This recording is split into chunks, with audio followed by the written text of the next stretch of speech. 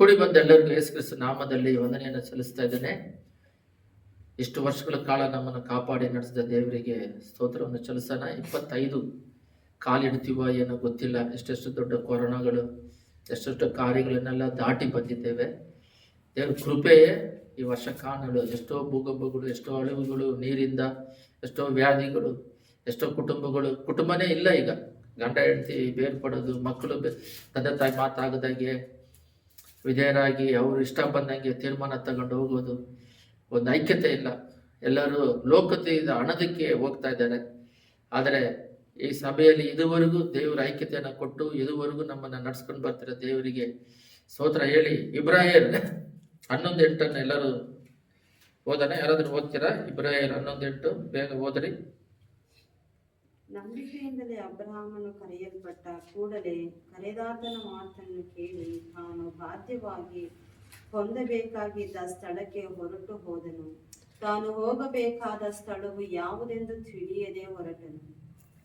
ಸುದ್ದಿಮದಲ್ಲಿ ನಿವಾಸ ಮಾಡುವ ಪರಲೋಕ ತಂದೆಯೇ, ಇಸ್ರೇಲ್ ಜನಗಳಿಗೆ ನೀವು ಶ್ರೇಷ್ಠವಂತರು ಅಂತ ಹೇಳಿ ವಾಕ್ಯದ ಮೂಲಕ ಮಾತಾಡುತ್ತಿರೋದಕ್ಕಾಗಿ ಸ್ತೋತ್ರ. ನೀನು ಕೊಟ್ಟ ವಾಕ್ಯ ಭಾಗಕ್ಕಾಗಿ ಸ್ತೋತ್ರ. ನಿನ್ನ ಕೃಪೆ ಅಭಿಷೇಕ ನಮ್ಮನ್ನು ಆವರಿಸಿಕೊಂಡು ನಡೆಸ್ತಿರೋದಕ್ಕಾಗಿ ಸ್ತೋತ್ರ.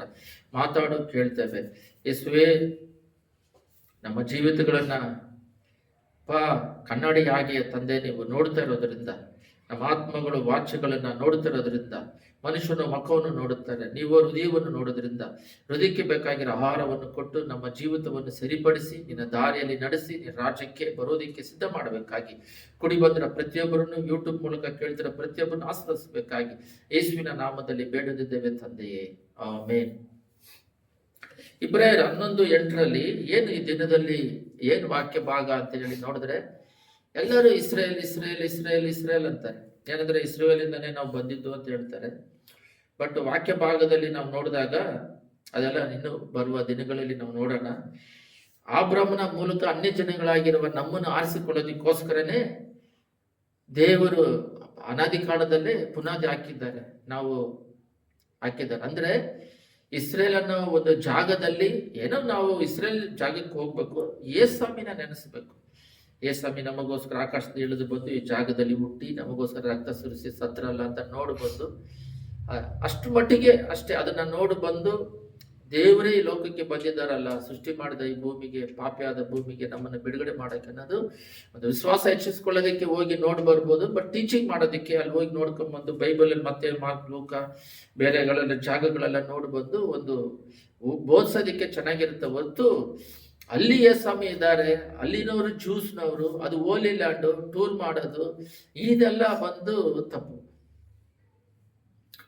ಈ ಬೈಬಲ್ ಪ್ರಕಾರ ಇವತ್ತಿನ ದಿನದಲ್ಲಿ ನಾವು ವಾಕ್ಯ ಓದಿದ್ರೆ ಇಸ್ರೇಲ್ ಜನಕ್ಕಿನ ಶ್ರೇಷ್ಠವಂತರಂತ ನಾವು ನೋಡ್ತೇವೆ. ಹೆಂಗಂದ್ರೆ ಹಳೆ ಒಡಂಬಡಿಕೆ ಪೂರ್ತಿ ಇಸ್ರೇಲ್ ಜನಗಳು ಬಂದ್ಬಿಟ್ಟು ಅವರು ಪ್ರಜೆಗಳಂತ ಇದೆ ಬೈಬಲ್ ಅಲ್ಲಿ, ಮಕ್ಕಳಂತ ಎಲ್ಲೂ ಹೇಳಿಲ್ಲ.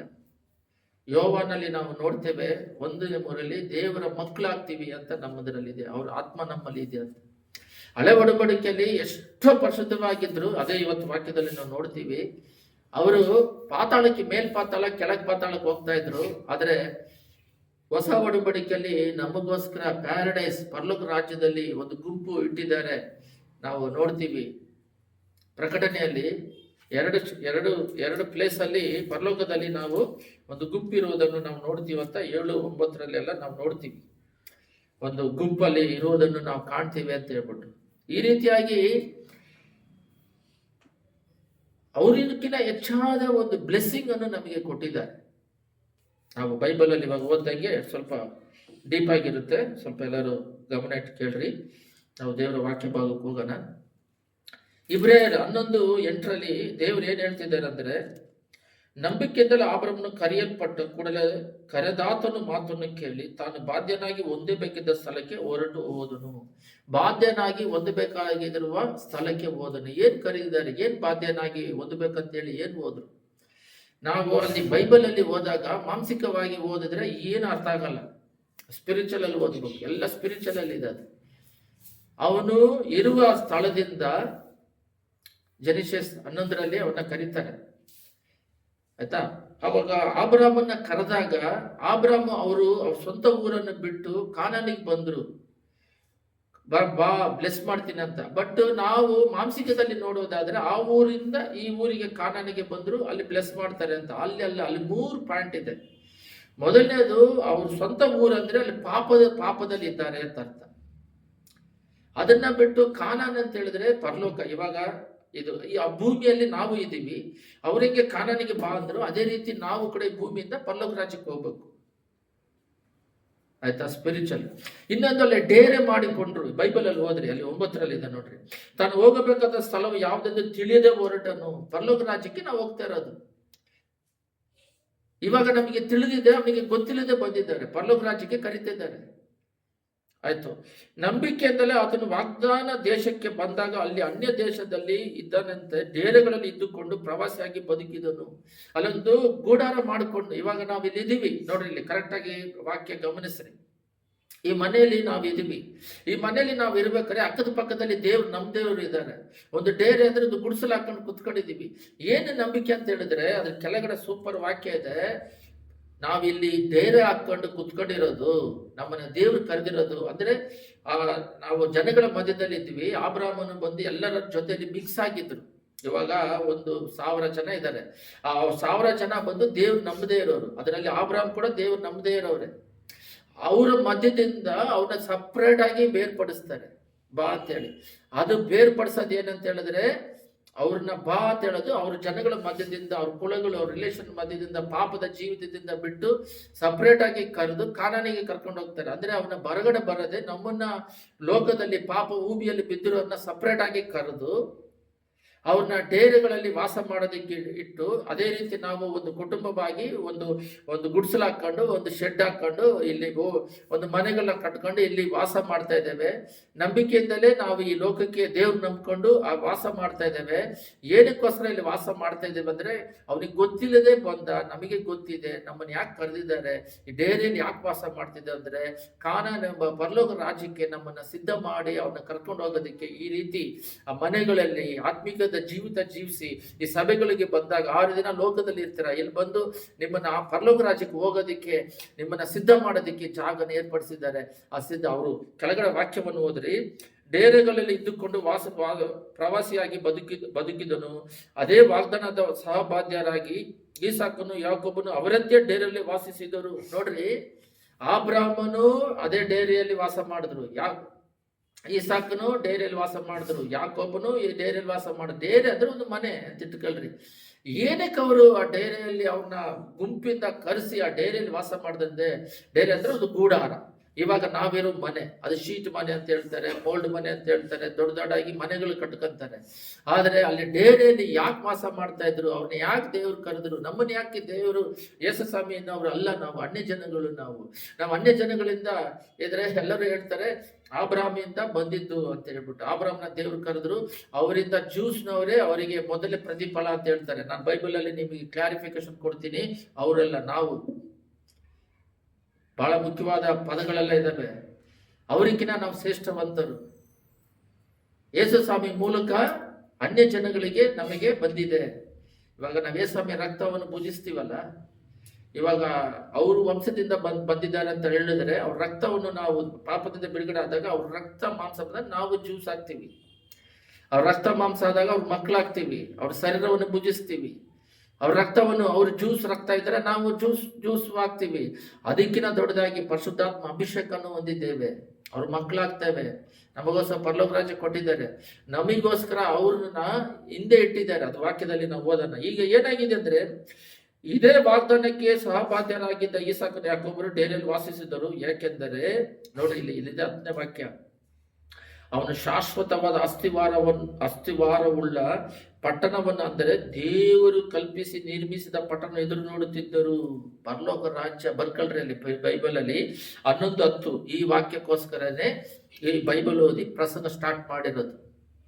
ಅವರು ಅಬ್ರಾಮನ, ಈಸಾಕನ, ಯಾಕೋಬನ ಅವ್ರ ಸಂತತಿಗಳನ್ನೆಲ್ಲ ಇಸ್ರೇಲ್ ಅಲ್ಲಿ ಇಟ್ಟಿದ್ದು ಏನಕ್ಕಂತ ಹೇಳಿದ್ರೆ, ಅವರು ಅಲ್ಲಿ ಇಟ್ಟುಬಿಟ್ಟು ಅವರ ಮೂಲಕ ಅವರಿಗೆ ಒಂದು ದರ್ಶನ ಕೊಟ್ಟಿದ್ರಂತೆ. ಈ ಡೇರೆಯಲ್ಲಿ ವಾಸ ಮಾಡ್ತಾ ಇದೀವಿ, ಒಂದಲ್ಲ ಒಂದು ದಿನ ನಾವು ಒಂದು ದೊಡ್ಡ ಪಟ್ಟಣವಾದ ಪರಲೋಕ ರಾಜ್ಯಕ್ಕೆ ಹೋಗ್ತಿದೀವಿ, ದೇವರ ಹತ್ರ ಹೋಗ್ತಾ ಇದೀವಿ ಅಂತ ಎಲ್ಲರೂ ಮೇಲ್ಪಾತಾಳ ಯಾಕೋಬ್ ಕೂಡ ಹೇಳ್ತೀವಿ, ಅದನ್ನೆಲ್ಲ ನಾವು ಧ್ಯಾನಿಸಿದ್ದೀವಿ. ಅದು ಮೇಲ್ಪಾತಾಳ ಅಂತ ಹೇಳಿದ್ರೆ ದೇವರು, ಕೆಳಗಿನ ಪಾತಾಳ ಅಂದ್ರೆ ನರಕ.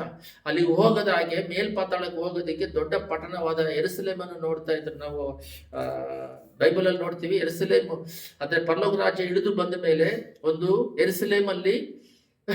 ಯೆರೂಸಲೇಮ್ ಅನ್ನೋದು ಒಂದು ಇತ್ತು, ಅಲ್ಲಿ ಬಂಗಾರ ಇದೆ ಅಂತೆಲ್ಲ ನಾವು ನೋಡ್ತೀವಿ ಪರಲೋಕ ರಾಜ್ಯದಲ್ಲಿ, ಪ್ರಕಟಣೆಯಲ್ಲಿದೆ. ಆ ಜಾಗಕ್ಕೆ ಹೋಗೋದಿಕ್ಕೆ ಇವರೆಲ್ಲ ಎದುರು ನೋಡ್ತಿದ್ದರಂತೆ. ಇವಾಗ ಒಂದು ಉದಾಹರಣೆಯನ್ನು ನೋಡೋಣ. ವಾಕ್ಯದಲ್ಲಿ ಏನಿದೆ ಅಂತ ಹೇಳಿದ್ರೆ, ನಾವು ಮುಖ್ಯವಾಗಿ ನಾವು ನೋಡ್ಬೇಕಾಗಿರೋದು ಏನಂತ ಹೇಳಿದ್ರೆ, ಎಲ್ಲರೂ ಗಮನ ಇಟ್ಕೊಳ್ರಿ. ಈ ಅವನ್ನ ಸಪರೇಟ್ ಆಗಿ ಕರೆದ್ರು, ಅಬ್ರಾಮನ್ನ ಸಪರೇಟ್ ಆಗಿ ಕರೆದ್ರು. ಏನಕ್ಕೆ ಸಪರೇಟ್ ಆಗಿ ಅವನ್ನ ಕರೆದ್ರು ಅಂತ ಹೇಳಿದ್ರೆ, ಅವರಿಗೆ ಒಂದು ಗೂಡಾರವನ್ನು ಮಾಡಿ ಅವ್ರಿಗೆ ಏನಕ್ಕೆ ಅಲ್ಲಿ ಇಟ್ರು ಅಂತ ಹೇಳಿದ್ರೆ, ಅವರ ವಾಂಛೆ ದಾಗ ಎಲ್ಲ ಡೇರಿಯಲ್ಲಿ ವಾಸ ಮಾಡ್ತಿದ್ದಾಗ ಅವ್ರಿಗೆ ಏನಿದೆ, ಅವ್ರದ್ದು ಮೇಕೆಗಳನ್ನ ಮೇಯಿಸ್ಕೊಂಡು ಡೇರಿಯಲ್ಲಿ ಸುಮ್ಮನೆ ಇದ್ರು. ನೀವು ಗಮನ ಇಟ್ಟು ನೋಡ್ರಿ, ಆಬ್ರಹ್ಮನ ಏನ್ ನೋಡಿದ್ರು, ಇವಾಗ ಆಬ್ರಹ್ಮನ ಸಂತತಿಯನ್ನು ನಕ್ಷತ್ರ ಆಗಿ ಮಾಡ್ತೀನಿ, ಮರಳು ತರ ಮಾಡ್ತೀನಿ ಅಂತ ಹೇಳಿದ್ರು. ಇವಾಗ ಅವ್ರಿಗೆ ಗೊತ್ತಾ? ಅವ್ರಿಲ್ಲ. ಅದ್ರ ವಾಗ್ದಾನಗಳು ಇವಾಗ ನೋಡಿದ್ರೆ, ಗೂಗಲ್ ಅಲ್ಲಿ ಹೊಡೆದ್ರೆ ಆಬ್ರಹ್ಮನ ವಾಕ್ಯ ನೆರವೇರಿದೆ. ಏನಂದ್ರೆ, ಅವರು ಯೇಸು ಸ್ವಾಮಿ ಮೂಲಕ ಅನ್ಯರುಗಳಾಗಿ ನಮ್ಮನ್ನ ಕರ್ಕೊಂಡಿರೋದ್ರಿಂದ, ಎಲ್ಲ ಗಮನ ಇಟ್ಕೊಳ್ರಿ, which religion is highest in the world ಅಂತ ಕೇಳಿದ್ರೆ ಕ್ರಿಶ್ಚಿಯನ್ ಬರುತ್ತೆ. ದೇವರು ಮಾಡಿರೋ ವಾಗ್ದಾನನ ನೆರವೇರಿಸಿದ್ರು. ನಕ್ಷತ್ರ ಆಗಿ ಮರುಳಾಗಿ ಮಾಡ್ತೀನಿ ಅಂದ್ರು. ಕೌಂಟಿಂಗ್ ಮಾಡದಷ್ಟು ಜನಗಳು ಈಗ ಕ್ರೈಸ್ತರ ನಂಬ್ಕೊಳ್ಳೋ ತರ ಅವ್ರು ಮಾಡಿದ್ದಾರೆ. ಆದರೆ ಆ ಡೇರಿಯಲ್ಲಿ ಏನಕ್ಕಿದ್ರು? ಅಂದ್ರೆ ಮಹಾಪಟ್ಟಣವಾದ ಯೆರೂಸಲೇಮನ್ನ ಎದುರು ನೋಡ್ತಾ ಇದ್ರು. ಇವಾಗ ನಮ್ದು ಪ್ರಾಬ್ಲಮ್ ಏನಂತ ಹೇಳಿದ್ರೆ, ಸ್ಪಿರಿಚುವಲಿಗೆ, ಆತ್ಮಿಕತೆಯಲ್ಲಿ ಜೀವನ ಮಾಡೋದಕ್ಕೆ, ಆತ್ಮಿಕ ದೇವರ ಜೊತೆಯಲ್ಲಿ ಒಂದು ಫೆಲೋಶಿಪ್ ಇಟ್ಕೊಂಡು ದಿನಾಲು ಯಾವಾಗಲೂ 3 ಕಾರ್ಯ ಇರಬೇಕು. ಬೆಳಿಗ್ಗೆ ಎದ್ದಿದ ತಕ್ಷಣ ದೇವರ ಫೆಲೋಶಿಪ್ಪಿಗೆ ಹೋಗ್ಬೇಕು. ಒಂದು ಕಣ್ಣಿಲ್ಲದವರು ಎದ್ದಿದ ತಕ್ಷಣ ಸ್ಟಿಕ್ ಅನ್ನು ಎದುರು ನೋಡ್ತಾರಂತೆ. ಇವಾಗ ನಮಗೆ ಕಣ್ಣು ಇರೋರು ನಾವೇನ್ ಮಾಡ್ತೀವಿ, ಸೆಲ್ ಫೋನ್ ನೋಡ್ತೀವಿ, ಲೋಕಕ್ಕೆ ಮುಖ್ಯ ತಗೊಟ್ಟು ಲೋಕ ಬೆಳಿಗ್ಗೆ ಎದ್ದಿದ ತಕ್ಷಣ ಲೋಕ ಅಂತ ಹೋಗ್ತಾ ಇದೀವಿ. ಅದರಿಂದ ವೇದನೆಗಳು, ಸಮಸ್ಯೆಗಳು, ಬೇಜಾರುಗಳು, ದುಃಖದಲ್ಲಿ ಇದೇ ತರನೇ ಜೀವಿಸಿ ಮರಣ ಹೊಂದುತ್ತಾ ಇದ್ದಾರೆ, ನರಕಕ್ಕೆ ಹೋಗ್ತಾ ಇದ್ದಾರೆ.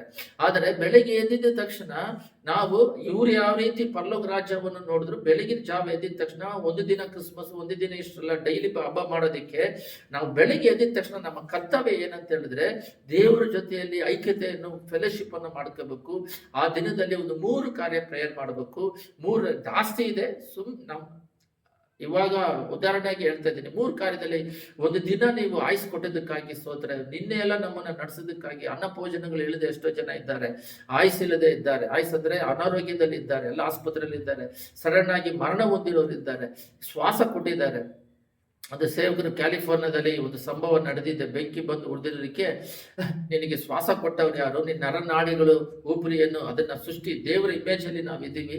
ಈ ರೀತಿ ಎಲ್ಲ ಇಮೇಜ್ ಮಾಡಿದೆ. ಅವರೇ ಸೃಷ್ಟಿಕರ್ತನೇ ನೀನು ಬಿಟ್ಟಾಗ ಸೃಷ್ಟಿಕರ್ತನಿಗೆ ಕೋಪ ಬಂದು ಅದ್ರ ಮೂಲಕನೇ ನಿನ್ನ ಲೋಕ ಬೇಕಂತ ಹೇಳಿದಾಗ ನೋಡ್ರಿ, US ಅಲ್ಲಿ ಅವರು ದೇವರು ಬಂದು ನಮಗೆ ಭೂಲೋಕನ ಸೃಷ್ಟಿ ಮಾಡಿ ಕೊಟ್ಟಿದ್ದಾರೆ. ಆಬ್ರಹಾಮನಿಗೆ ಒಂದು ಡೇರೆ ಮಾಡಿ ಕೊಟ್ರು. ಅವರು ಡೇರೆನ ಇಟ್ಕೊಳ್ಳಿಲ್ಲ, ಅವರು ಅದರನ್ನ ಫೋಕಸ್ ಮಾಡಿದಾಗೆ ಅದರಲ್ಲಿ ಇದ್ರು ಕೂಡ ಅವರು ಮಹಾಪಟ್ಟಣವಾದ ಯೆರೂಸಲೇಮ್ ಅಂತ ಹೇಳಿದ್ರೆ ಪರಲೋಕ ರಾಜ್ಯಕ್ಕಾಗಿ ಅವರು ತೌಕದಿಂದ ಇದ್ರಂತೆ. ಅವರು ಇಲ್ಲಿ ನಾವು ಭೂಲೋಕದಲ್ಲಿ ಇದ್ರು ಕೂಡ 24x7 ದೇವರ ಐಕ್ಯತೆಯಲ್ಲಿ ಇರೋದಕ್ಕೆ, ಪ್ರಾರ್ಥನೆ ಮಾಡೋದಕ್ಕೆ, ಅವ್ರ ಜೊತೆ ಸಂಭಾಷಣೆ ಮಾಡೋದಕ್ಕೆ ಬೆಳಗ್ಗೆ ಎದ್ದಿದ ತಕ್ಷಣ 3 ಕಾರ್ಯ ಅಂತ ಹೇಳಿದೆ. ಮೊದಲನೇದು ಏನಂದ್ರೆ, ಮುಂಚೆ ನಡೆದಿರೋ ಸಂಘಟನೆಗಳು ನಾವು ನಿನ್ನೆ ಎಲ್ಲ ಒಂದು ದಿನ ಹೊಸ ದಿನ ಕೊಟ್ಟಿದ್ದಕ್ಕೆ. 2ನೇ ಪಾಯಿಂಟ್, ಈ ದಿನ ಪೂರ್ತಿ ಸಾಕ್ಷಿಯಾಗಿ ಜೀವಿಸೋದಕ್ಕೆ, ಪರಿಶುದ್ಧಾತ್ಮನ ದುಃಖ ಪಡಿಸಿದಾಗೆ, ಮತ್ತೆ ನಿನ್ನ ಚಿತ್ತ ನೆರವೇರಲಿ, ಈ ದಿನದಲ್ಲಿ ನಿನ್ನನ್ನು ಮಹಿಮೆ ಪಡಿಸುವ ಹಾಗೆ ಜೀವಿಸೋದಕ್ಕೆ ಅಂತ ಡೈಲಿ ನಾವು ದೇವರ ಐಕ್ಯತೆಯಲ್ಲಿ ಅವ್ರು ನಮ್ಮ ಮೇಲೆ ಏನ್ ಪ್ಲಾನ್ ಇಟ್ಟಿದ್ದಾರೆ ಲೋಕದಲ್ಲಿ ನಡೆಸಿ ಮುಗಿಸೋದಕ್ಕೆ, ಅದಕ್ಕೋಸ್ಕರ ಪ್ರೇಯರ್ ಮಾಡಿ ಐಕ್ಯತೆಯಲ್ಲಿ ನಡಿಬೇಕು. ಈ ಪ್ಲಾನ್ ಬಿಟ್ಬಿಟ್ಟು ಲೋಕಕ್ಕೆ ಹೋಗ್ಬಿಡ್ತೀವಿ ನಾವು. ಅದು ಯಾರ್ಯಾರ ಏನನ್ನ ಹೇಳ್ತಾರೆ. ಉದಾಹರಣೆಗೆ ಕ್ಯಾಲಿಫೋರ್ನಿಯಾದಲ್ಲಿ, US ಅಲ್ಲಿ ಲಾಸ್ ಏಂಜಲ್ಸ್ ಅನ್ನೋದು, ಮತ್ತೆ ಕ್ಯಾಲಿಫೋರ್ನಿಯಾದಲ್ಲಿ ಏನಾಯ್ತಂತೆ, ಹಾಲಿವುಡ್ ಅಂತ ಒಂದು ಯಾವಾಗಲೂ ಇಯರ್ಲಿ ಮಾಡ್ತಿದ್ರಂತೆ. ಇದು 82ನೇ ಇಸ್ವಿಯಲ್ಲಿ ಎಲ್ಲರೂ ಏನಾದರೂ ಮೆಡ್ಲು ಕೊಟ್ರೆ ಇದು ದೇವರಿಂದ ಸಿಕ್ತಂತ ಹೇಳ್ತಿದ್ದರಂತೆ. ಈ ಸಲ ಒಬ್ಬರು ಕೂಡ ಅದು ನ್ಯೂಸ್ ಅಲ್ಲಿ ಬರ್ತಾ ಇದೆ. ಅವ್ರ ಆಂಕರ್ ಅಂತ ಒಬ್ರು ಇರ್ತಾರೆ, ಆ ಫಂಕ್ಷನ್ ಅಲ್ಲಿ ಆಂಕರ್ ಅವರು ಯಾರು ಒಬ್ರು ಕೂಡ ಯೇಸು ಸ್ವಾಮಿಯಿಂದ ಸಿಕ್ತಂತೆ ಹೇಳಿಲ್ವಲ್ಲ, ಒಬ್ರಾದ್ರೆ ಹೇಳಿದ್ರೆ ಪರವಾಗಿಲ್ಲ, ಒಬ್ರು ಹೇಳಿಲ್ವಲ್ಲ ಅಂತ ಹೇಳಿದಾಗ ಆ ಆಂಕರ್ ಹೇಳಿದಾಗ ನೆಕ್ಸ್ಟ್ ಬಂದವರು ದೇವ್ರು ಇಲ್ದಿರೋ ಊರಲ್ಲಿ ದೇವ್ರ ಬಗ್ಗೆ ಏನಕ್ಕೆ ಅಂತ ಹೇಳಿ ಅದನ್ನ ಮಾಕ್ ಅಂತ ಹೇಳಿದ್ರೆ ಗೇಲಿ ಮಾಡಿದ್ರು ಅಂತ. ಅದು ಈ ತಿಂಗಳು 5ನೇ ತಾರೀಕು ಮಾಡಿದ್ರೆ 7ನೇ ದಿನಕ್ಕೆ 3ನೇ ದಿನಕ್ಕೆ ಬೆಂಕಿ ಬಂದು ಸುಟ್ಟೋಗಿ ಹಾಲಿವುಡ್ ಅಲ್ಲೇ ನಡೆದಿರೋದಂತೆ. ಅದೇ ಜಾಗ ಕ್ಯಾಲಿಫೋರ್ನಿಯಾವು ಪ್ಲಸ್ ಲಾಸ್ ಏಂಜಲ್ಸ್ ಸುಟ್ಟೋಯ್ತು ಅಂತ ಹೇಳ್ತಾರೆ. ಬಟ್ ಒಬ್ಬೊಬ್ಬರಿಗೆ ಒಂದೊಂದ್ ತರ ಮಾತಾಡುತ್ತೆ. ನನ್ನ ಹೃದಯದಲ್ಲಿ ಏನ್ ಮಾತಾಡುತ್ತೆ ಅಂತ ಹೇಳಿದ್ರೆ, ಲಾಸ್ ಏಂಜಲ್ಸ್ ಸುಟ್ಟೋಗಿರೋದಕ್ಕೆ ಕಾರಣ ಏನಂತ ಹೇಳಿದ್ರೆ, ಪ್ರತಿಯೊಬ್ಬ ಮನುಷ್ಯನು ಲೋಕದಲ್ಲಿ ಇದ್ದಾಗ ಡೈರಿ ಎಲ್ಲ ಮಾಡಿ ಬ್ಲೆಸ್ಸಿಂಗ್ ಕೊಟ್ಟಾಗ ಆ ಬ್ಲೆಸ್ಸಿಂಗ್ ಅಲ್ಲೇ ಮುಳುಗೋಗ್ತಾ ಇದ್ದಾನೆ. ಅರ್ಥ ಆಗ್ತಿಲ್ಲ. ಇಷ್ಟೇ ಸಾಕು ನನಗೆ, ಇದು ಡಬಲ್ ಮಾಡುವಂತ ಹೋಗ್ತಾ ಇದ್ದಾನೆ ಹೊರತು ಅವರಿಗೆ ಸ್ಪಿರಿಚುವಲ್ ಬ್ಲೆಸ್ಸಿಂಗ್ ಮೇಲೆ ಪರಲೋಕ ರಾಜ್ಯದ ಬ್ಲೆಸ್ಸಿಂಗ್ ಅನ್ನು ಆತ್ಮಿಕ ಕಣ್ಣುಗಳು ಮರೆ ಮಾಡಿದೆ. ಅಂದ್ರೆ ಅವರ ಸ್ವಭಾವಗಳು ಯಾವ ರೀತಿ ಇದೆ ಅಂತ ಹೇಳಿದ್ರೆ, ಈ ಭೂಲೋಕದಲ್ಲಿ ಇದ್ದಾಗ, ಈ ಭೂಲೋಕದಲ್ಲಿ ಇರೋದ್ರಿಂದ, ಈ ಭೂಲೋಕಕ್ಕೆ ಕಣ್ಣಿಗೆ ಕಾಣೋದ್ರಿಂದ ಇದರಲ್ಲಿ ಇದು ಆಶೀರ್ವಾದ ಡಬಲ್ ಆಗ್ಬೇಕು. ಯಾವ ಆಶೀರ್ವಾದ ಇರೋದಕ್ಕಿಂತ ಡಬಲ್ ಆಗ್ಬೇಕು. ಒಂದು ಡ್ರೆಸ್, ಉನ್ನತವಾದ ಡ್ರೆಸ್ ಹಾಕ್ಬೇಕು. ಒಂದು ಮನೆ ಎಲ್ಲರಿಗಿನ ಮೋಲ್ಡ್ ಮಾಡಿಬಿಟ್ಟು ಮನೆ ಸೂಪರ್ ಆಗಿ ಕಟ್ಟಬೇಕು. ಅಂದ್ರೆ ಒಂದು ಸೇವಕರು ಹೇಳಿದ್ರು, ಹೋಟೆಲ್ ಸೂಪರ್ ಆಗಿ ಕಟ್ಟಿದ್ದಾರೆ, ಭಯಂಕರವಾಗಿದೆ hotel, outside advertisement, but ಅದರಲ್ಲಿ ರಿಸೆಪ್ಷನಿಸ್ಟ್ ಅವ್ರು ಇವರು ಒಳಗಡೆ ಹೋಗಿ ಆ ರೂಮ್ ಅಲ್ಲಿ ಇದ್ದಾಗ ಮೇಂಟೆನೆನ್ಸ್ ಇಲ್ಲ, ಸರಿಯಾಗಿ ನೀರು ಬರೋಲ್ಲ, ಪ್ರೆಸ್ ಮಾಡಿದ್ರೆ ಅಲ್ಲಲ್ಲಿ ಡಸ್ಟ್ ಇರುತ್ತೆ ಅಂತ ಹೇಳಿದ್ರೆ, ಪ್ರತಿಯೊಂದು ಚರ್ಚ್ ಆಗಲಿ ಪ್ರತಿಯೊಂದು ಮನೆ ಆಗಲಿ ಕಟ್ಟೋದು ಮುಖ್ಯ ಅಲ್ಲ, ಅದನ್ನ ಮೇಂಟೈನ್ ಮಾಡಬೇಕು, ಡಿಸಿಪ್ಲಿನ್ ಅಲ್ಲಿ ಬರಬೇಕು, ಅದನ್ನ ಮೇಂಟೈನ್ ಮಾಡೋರೇ ಮುಖ್ಯ. ಅದೇ ರೀತಿ ಲೋಕದಲ್ಲಿ ದೇವರು ನಮ್ಮನ್ನ ಕರೆದು ಇಟ್ಟಿದ್ದಾರೆ. ಬಟ್ ನಾವು ಯಾವ ವಿಧದಲ್ಲಿ ಆ ಡಸ್ಟ್ ತರ ಅಂದ್ರೆ ನಮ್ಮ ಮೈಂಡ್ ಅಲ್ಲಿ, ಹೃದಯದಲ್ಲಿ ಯಾವುದೇ ವಿಧವಾದ ಲೋಕದ ಬ್ಲೆಸ್ಸಿಂಗ್ ಅಲ್ಲಿ, ಅಂದ್ರೆ ಬಿಲ್ಡಿಂಗ್ ಕಟ್ತಾರೆ, ಆದ್ರೆ ಆ ಡಸ್ಟ್ ಯಾವ ತರ ಇದೆಯೋ ಆ ತರ ಅವರು ಸುಮ್ಮನೆ ಶರೀರ ಅಲಂಕಾರದಲ್ಲಿ ಮುಳುಗಿದ್ದಾರೆ, ಕೂದಲು ಅಲಂಕಾರ, ಮುಖ ಅಲಂಕಾರದಲ್ಲಿ ಮುಳುಗಿದ್ದಾರೆ, ಇನ್ನೂ ಅಧಿಕವಾದ ಡ್ರೆಸ್ಸು, ಕಾರುಗಳಲ್ಲಿ ಬೆಲೆ ಬಾಳುವ ಕಾರುಗಳು ಬೇಕು, ಇದರಲ್ಲಿ ಹೋಗ್ತಾ ಇದ್ದಾರೆ, ಇದರಲ್ಲಿ ಮುಳುಗಿ ಹೋಗ್ತಾ ಇದ್ದಾರೆ. ಈ ಹಣದಿಂದ ನಾವು ಎಲ್ಲ ಮಾಡ್ಬೇಕಂತ ಹೇಳ್ತಾರೆ. ಸ್ವಲ್ಪ ಆದ್ರೂ ಬುದ್ಧಿ ಇರ್ಬೇಕು, ಕಾಮನ್ ಸೆನ್ಸ್ ಇರ್ಬೇಕು. ಯಾಕಂತ ಹೇಳಿದ್ರೆ ಯಾವ ಮನುಷ್ಯನು ಆರೋಗ್ಯ ಕೊಡಲ್ಲ, ಆಯುಸ್ ಕೊಡಲ್ಲ, ಸಮಾಧಾನ ಕೊಡಲ್ಲ. ಈ ಲೋಕದಲ್ಲಿ ದುಡ್ಡಿದ್ದಾಗ ಫ್ರೆಂಡ್ಸ್ಗಳು ಬರ್ತಾರೆ, ಪಾಪ ಮಾಡೋರಿಗೆ ವೇದನೆ ಇರುತ್ತೆ, ಸಂತೋಷ ಇರೋದಿಲ್ಲ. ತಿಂದುದು ಕುಡಿಯೋದು ದೇವರ ರಾಜ್ಯವಲ್ಲ. ರೋಮರಲ್ಲಿ ನಾವು ನೋಡಿದ್ದೇವೆ. ಸಮಾಧಾನ, ಸಂತೋಷ ಪರಿಶುದ್ಧಾತ್ಮನಿಂದ ದೊರಕುವ ಆನಂದ ಅಂತಿದೆ. ಇದರಲ್ಲಿ ನಾವು ಬೆಳೆದ್ರೆ ಈ ಅಬ್ರಹಾಮನು, ಈಸಾಕನು, ಯಾಕೋಬನು ಪರಲೋಕದ ಬ್ಲೆಸ್ಸಿಂಗ್ಗೋಸ್ಕರ ಇಲ್ಲೇ ಎದುರು ನೋಡ್ಕೊಂಡು ಜೀವಿಸ್ತಾ ಇದ್ರಂತೆ. ಆದರೆ ಈಗಿನ ಕಾಲದವರು ದೇವರ ಹತ್ರ ಬರ್ತಾರೆ ಲೋಕದಲ್ಲಿದ್ದಾಗ, ಲೋಕದಲ್ಲಿ ಇದ್ದುಕೊಂಡು ದೇವರ ಹತ್ರ ಬರ್ತಾರೆ. ಅವಾಗ ಲೋಕದಲ್ಲಿದ್ದಾಗ ಅವರು ಪಾಪದಲ್ಲಿ ಇರ್ತಾರೆ, ವೇದನೆ ಇರುತ್ತೆ, ಕಾಯಿಲೆ ಇರುತ್ತೆ, ಶಾಪ ಇರುತ್ತೆ, ಕುಟುಂಬದಲ್ಲಿ ನೆಮ್ಮದಿ ಇರೋದಿಲ್ಲ, ಸಮಸ್ಯೆ ಅಂದ್ರೆ ಸಮಸ್ಯೆ, ಯಾವಾಗ ನೋಡಿದ್ರು ಕುಟುಂಬದಲ್ಲಿ ಊಟಕ್ಕಿರೋದಿಲ್ಲ, ಜಗಳಗಳು, ಈ ರೀತಿ ವ್ಯಾಧಿಯಿಂದ, ಮಾಟತಂತ್ರದಿಂದ, ಯಾವ್ದೋ ಸಾಲ ಸಮಸ್ಯೆಯಿಂದ ಸಭೆಗೆ ಬರ್ತಾರೆ, ಬಿಡುಗಡೆ ಮಾಡ್ತಾರೆ. ಸ್ವಾಮಿ ಬಿಡುಗಡೆ ಮಾಡ್ತಾರೆ, ಮಾಡೋದಿಲ್ಲ ಅಂತಲ್ಲ, ಬಿಡುಗಡೆ ಮಾಡ್ತಾರೆ. ಬಿಡುಗಡೆ ಆದ ಮೇಲೇನು ಚರ್ಚಿಂದ ಮರಣ ಹೊಂದವರೆಗೂ ಅವ್ರ ಕೈನೇ ನೋಡ್ತಾ ಇರ್ತಾರೆ. ಯಾರ ಕೈನ? ಯೇಸು ಸ್ವಾಮಿ ಕೈನೇ ನೋಡ್ತಾ ಇರ್ತಾರೆ ಹೊರತು ಅವರ ಹೃದಯದಲ್ಲಿ ಏನಕ್ಕೆ ಮೂಲಕ ಸೃಷ್ಟಿ ಮಾಡಿದ್ರು, ನಾವು ಏನಕ್ಕೋಸ್ಕರ ಇಲ್ಲಿ ಬಂದಿದ್ದೇವೆ, ನಮ್ಮ ಕರ್ತವ್ಯಗಳೇನು, ನಾವು ಮಾಡಬೇಕಾಗಿರೋದೇನು, ದೇವರ ಚಿತ್ತದ ಪ್ರಕಾರ ಜೀವಿಸ್ತಾ ಇದೀವ, ಏನಕ್ಕೆ ಅವರು ಪರಲೋಕದಿಂದ ಬಂದು ಇಲ್ಲಿ ಪ್ರಾಣ ಕೊಟ್ಟು ತ್ಯಾಗ ಮಾಡಿದ್ರು, ನಾವು ನಮಗೆ ಇಲ್ಲಿ ಸಾಕ್ಷಿಯಾಗಿ ಜೀವಿಸ್ಬೇಕು, ಬಹಳ ಜನ ನರಕಕ್ಕೆ ಹೋಗ್ತಾರೆ, ಬಿಡುಗಡೆ ಮಾಡಬೇಕು, ಅವರ ಚಿತ್ತ ಏನಿದೆಯೋ ಅದನ್ನ ನೆರವೇರಿಸಬೇಕು, ಪರಲೋಕ ರಾಜ್ಯಕ್ಕೆ ಹೋಗ್ಬೇಕು. ಅವ್ರು ಹೇಳ್ಬಿಟ್ಟು ಹೋಗಿದ್ದಾರೆ. ಅಲ್ಲಿ ಅಪಸ್ಲರಲ್ಲಿದೆ, ಒಂದು ಕಲ್ಲು ಮೇಲೆ ನಿಂತ್ಕೊಂಡು ಮೇಲೆ ಹೋಗ್ತಾರೆ. ಅವಾಗ ದೇವದೂತರು ಹೇಳ್ತಾರೆ, ಯಾಕೆ ನೀವು ಪರಲೋಕ ರಾಜ್ಯವನ್ನೇ ಮೇಲೇನೆ ನೋಡ್ತಾ ಇದ್ದೀರಾ, ಅವ್ರು ಹೆಂಗ್ ಹೋದ್ರು ಮತ್ತೆ ಹಿಂತಿರುಗಿ ಅವ್ರು ಬರ್ತಾರೆ ಅಂತ ಹೇಳ್ತಿದ್ದಾರೆ. ಇವಾಗ ಅದನ್ನ ನಾನು ಎದುರು ನೋಡೋರು ಬರೆಯೋಕೆ ಸಮೀಪವಾಗಿದೆ. ಪ್ರಕಟಣೆಯಲ್ಲೆಲ್ಲ, ಧ್ಯಾನಲೆಲ್ಲ ಅವ್ರು ಏನ್ ಹೇಳಿದಾರೋ ಅದು ನಡೀತಾ ಇದೆ. ನಾವು ಪರಲೋಕ ರಾಜ್ಯಕ್ಕೆ ಸಿದ್ಧರಾಗ್ತಿದೀವಾ? ಅಬ್ರಹಾಮ್, ಈಸಾಕ್, ಯಾಕೋಬ ತರ ನಾವು ಸಿದ್ಧರಾಗ್ತಿದೀವ? ನಾವು ಆ ರೀತಿ ಅವ್ರ ತರ ನಾವು ಸಿದ್ಧ ಮಾಡ್ಕೊಳ್ತಾ ಇದೀವ? ದೇವರು ಕೊಟ್ಟಿರುವ ಆಶೀರ್ವಾದಗಳು, ಭೂಲೋಕನ ಸೃಷ್ಟಿ ಮಾಡಿದ ಯಾರು? ಈ ಗಾಳಿ ಸೃಷ್ಟಿ ಮಾಡಿದ ಯಾರು? ಉಚಿತವಾಗಿ ಗಾಳಿ ಯೂಸ್ ಮಾಡಿಕೊಂಡು ಉಚಿತವಾಗಿ ಅವ್ರು ಹಣ್ಣು ತರಕಾರಿ ಎಲ್ಲ ಮಾಡಿದ್ರು. ಸೃಷ್ಟಿ ಮಾಡಿದ ಮೇಲೆ ದುಡ್ಡು ಕೊಡ್ತೀವಿ. ಬಟ್ ಅವ್ರು ಸೃಷ್ಟಿನೇ ಮಾಡದಿದ್ರೆ ದುಡ್ಡು ಇಟ್ಕೊಂಡು ಹಣ್ಣೆ ಇಳಿದಿದ್ರೆ ಏನ್ ಮಾಡ್ತೀರಾ? ತರಕಾರಿಗಳೆಲ್ಲ ಅವರೇ ಸೃಷ್ಟಿ ಮಾಡಿದ್ರು, ಹಣ್ಣುಗಳು ಸೃಷ್ಟಿ ಮಾಡಿದ್ರು, ಊಟ ಮಾಡೋದಕ್ಕೆ ಬೇಕಾಗಿರೋ ವಸ್ತುಗಳೆಲ್ಲ ಅವ್ರು ಸೃಷ್ಟಿ ಮಾಡಿ ಇಟ್ರು. ಸುಮ್ಮನೆ ಸಿಗೋದು ಬಿಟ್ಟು ಒಂದು ದುಡ್ಡು, ಸರಿ ದುಡ್ಡು ಐತೆ ದುಡಿಮೆ ಮಾಡ್ತೀವಿ, ಅದೆಲ್ಲ ಸೃಷ್ಟಿ ಮಾಡದೆ ದೇವ್ರು ಇಲ್ದಿದ್ರೆ ಏನ್ ತಿನ್ನೋದು? ಎಲ್ಲವನ್ನು ಅನುಭವಿಸ್ಕೊಂಡು ನೀರು ಎಲ್ಲ ನೀರು ನಾವು ಸೃಷ್ಟಿ ಮಾಡಿದ್ದ, ಎಲ್ಲವನ್ನು ಅನುಭವಿಸ್ಕೊಂಡು ಬರ್ತಾ ಬರ್ತಾ ಕಾಲ ಮುಂಚೆವಾಗ್ತಿರೋದ್ರಿಂದ ದುಡ್ಡು ಕೊಟ್ಟು ಸಿಟಿಯಲ್ಲಿ ನೀರು ತಗೋತಾರೆ, ವಿಲೇಜ್ಗಳಲ್ಲಿ ಫ್ರೀ ಆಗಿ ಗೌರ್ಮೆಂಟ್ಗಳು ಸಪ್ಲೈ ಮಾಡ್ತಾರೆ. ಆದ್ರೆ ಇವಾಗ ಅದೆಲ್ಲ ಉಚಿತ ತಾನೆ. ಅದನ್ನೆಲ್ಲ ಯೂಸ್ ಮಾಡಿಕೊಂಡು ಇವಾಗ ದೇವರಿಗೆ ವಿರೋಧವಾಗಿ ಯಾವಾಗ ನೋಡಿದ್ರು ಅವ್ರ ಕೈನೇ ನೋಡ್ಕೊಂಡು ದೇವರೇ ಇಲ್ಲ ಅಂದ್ಕೊಂಡು ಅವರಿಗೆ ಕೋಪ ಬರುತ್ತೆ, ಅಳಿಸ್ತಾರೆ. ಒಂದು ವಾಕ್ಯವನ್ನು ಓದ್ರಿ, ಇಬ್ರಿಯರ 11:25 ಓದ್ರಿ, ತಗೊಳ್ರಿ. 11:25. ಸ್ವಲ್ಪ ಕಾಲ ಪಾಪ ಭೋಗಗಳನ್ನು ಅನುಭವಿಸಿಕ್ಕಿಂತ ದೇವರ ಜನರೊಂದಿಗೆ ಕಷ್ಟವನ್ನು ಅನುಭವಿಸುವುದೇ ಒಳ್ಳೆಯದೆಂದು ತೀರ್ಮಾನಿಸಿಕೊಂಡನು. ನೋಡ್ರಿ, ಮೋಸಸ್ ಎಲ್ಲ ಗಮನ ಇಟ್ಟು ಕೇಳ್ರಿ, ವಾಕ್ಯನ ಕೇಳ್ರಿ, ನಿಮ್ಮ ಆತ್ಮಕ್ಕೆ ಆಶೀರ್ವಾದ ಸಿಗುತ್ತೆ. ಲೋಕದಲ್ಲಿ ಸ್ವಲ್ಪ ದಿನ ಬದುಕ್ಬೇಕಾದ್ರೆ ದೇವರ ಐಕ್ಯತೆಯಿಂದ ಬ್ಲೆಸ್ಸಿಂಗ್ ಇಂದ ಬದುಕ್ತೀರ. ಮೋಸಸ್ ಬಂದ್ಬಿಟ್ಟು ಅವನು ಹುಟ್ಟಿದಾಗಲೇ ಎಲ್ಲರಿಗೂ ಕತೆ ಗೊತ್ತು. ಅವನ್ನ ಒಂದು ಚಿಕ್ಕ ಬುಟ್ಟಿಯಲ್ಲಿ ಹಾಕಿ ನೀರಲ್ಲಿ ಬಿಟ್ಬಿಟ್ರೆ, ನೈವೇದ್ಯದಲ್ಲಿ ಬಿಟ್ರೆ ಅವರು ರಾಣಿ ಪಾರೋನ ಮಗಳು ಅವನ್ನ ತಗೊಂಡು ಹೋಗ್ಬಿಟ್ಟು ಬೆಳೆಸ್ತಾನೆ. 40 ವರ್ಷ ಅವನು ಎಲ್ಲ ವಿದ್ಯೆಯನ್ನ ಕಲಿತು ಅವನು ಅರಣ್ಮನೆಯಲ್ಲೇ ಬೆಳೀತಾನೆ. 40 ವರ್ಷ ಬೆಳೀತಾನೆ. ಅವನಿಗೆಲ್ಲ ಅರಣ್ಮನೆಯಲ್ಲಿ ಬೆಳಿಬೇಕಂದ್ರೆ ಪಾರೋನ ರಥ ಸೈನ್ಯಗಳು, ಅವಾಗ ಎಷ್ಟು ಊಟ, ಎಷ್ಟು ಕಲೆಗಳು. ಅವನಿಗೆ ರಾಮಸೇನ ಇದನ್ನೇ ಕಟ್ಟದ ಅಂತ ಹೇಳ್ತೇವೆ, ಅಷ್ಟು ಅವನಿಗೆ ಒಂದು ರಾಣಿ ಮಗ ಸ್ಥಾನ ಇದೆ. ನೀವು ಅದನ್ನ ಏನಾದ್ರು ಸಿನಿಮಾ ನೋಡಿದಾಗ ಅವನು ಯುದ್ಧ ಮಾಡೋದು ಕತ್ತಿಯಿಂದ, ಕಲೆಗಳಿಂದ, ಪಂಡಿತರಿಂದ ಅವನಿಗೇನು ಕೊರತೆ ಇಲ್ಲ. ಅಷ್ಟು ದೊಡ್ಡ ಹಣ ಇರೋನು, ಅಷ್ಟು ದೊಡ್ಡ ಮಹಿಮೆ ಇರೋನು. ಇದು ಹೋಲಿಸಿದ್ರೆ ಕ್ಯಾಲಿಫೋರ್ನಿಯಾದಲ್ಲಿ ಬೆಂಕಿ ಬಂದು ಅಳ್ದೋಯ್ತಲ್ಲ, ಅದಕ್ಕೆ ಹೋಲಿಸಿದ್ರೆ ಇದು ಕರೆಕ್ಟಾಗಿ ಬರುತ್ತೆ ನೋಡ್ರಿ. ಏನು ಹೋಲಿಸಿದ್ರೆ ಅಂದ್ರೆ ಅವನಿಗೆ ಎಲ್ಲ ಇತ್ತು, ಇದು ನನಗೆ ಬೇಕಾಗಿಲ್ಲ. ದೇವರ ಜನಗಳ ಮಧ್ಯದಲ್ಲಿ ಕಷ್ಟಪಟ್ಟುಕೊಂಡು ದೇವರು ಕೊಡುವ, ಅದು ಕೆಳಗಡೆ ವಾಕ್ಯ ಇದೆ, ಅವರು ಕೊಡುವ ಬ್ಲೆಸ್ಸಿಂಗ್ ಅಲ್ಲಿ ಬೆಳೆಯೋದು ಉತ್ತಮ ಅಂತೇಳಿ ಅರಣ್ಮನೆನೇ ಬಿಟ್ಟು ಬಂದಂತೆ.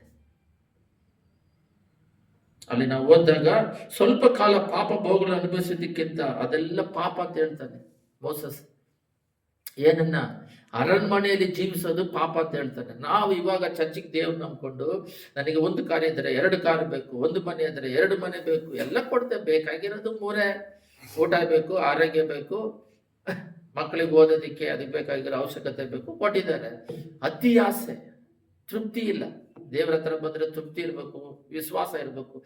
ಒಂದು ನಾನು ದೇವ್ರ ನಂಬ್ಕೊಂಡು ದೇವ್ರ ಮೇಲೆ ಆಧಾರ ಪಟ್ಟರೆ, ದೇವ್ರನ್ನ ನಂಬಿಕೆ ವಿಶ್ವಾಸ ಅವ್ರ ಮೇಲೆ ಇದ್ರೆ ಅವ್ರು ನಡ್ಸ್ಕೊಂಡು ಹೋಗ್ತಾರೆ. ಲೋಕದ ಅವಶ್ಯಕತೆ ಅವತ್ತಿನ ದಿನಕ್ಕೆ ಅವತ್ತು ಕೊಡ್ತಾರೆ.